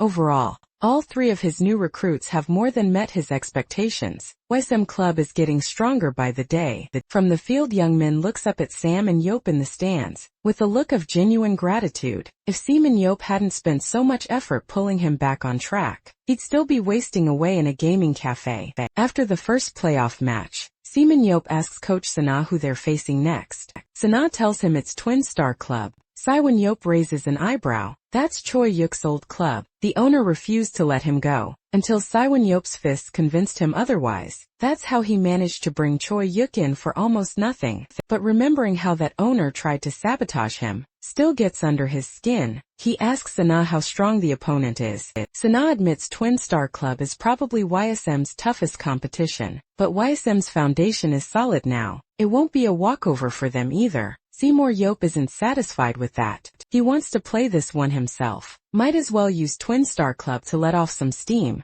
Sana just stares at him. His boss really does act like a child sometimes. Still with him playing. The outcome of this match is already decided. The match ends. Saiwon-yup barely gets through the door, when Baek Ji-ho immediately asks where he's been keeping the Zatron seed. Saiwon-yup pulls out a small container. Without a care in the world, he's been carrying it on him the whole time. Baek Ji-ho breaks into a cold sweat. You took it to the match. What if you lost it and triggered a catastrophe? Saiwon-yup tells him to stop overreacting. If it caused a global disaster, honestly that might even be entertaining. Baek Ji-ho refuses to argue. He just tells Saiwon-yup not to take it out of the house for no reason. The World Warfare Association has sent word. They're dispatching someone to collect the seed, and will offer a price he'll find satisfactory.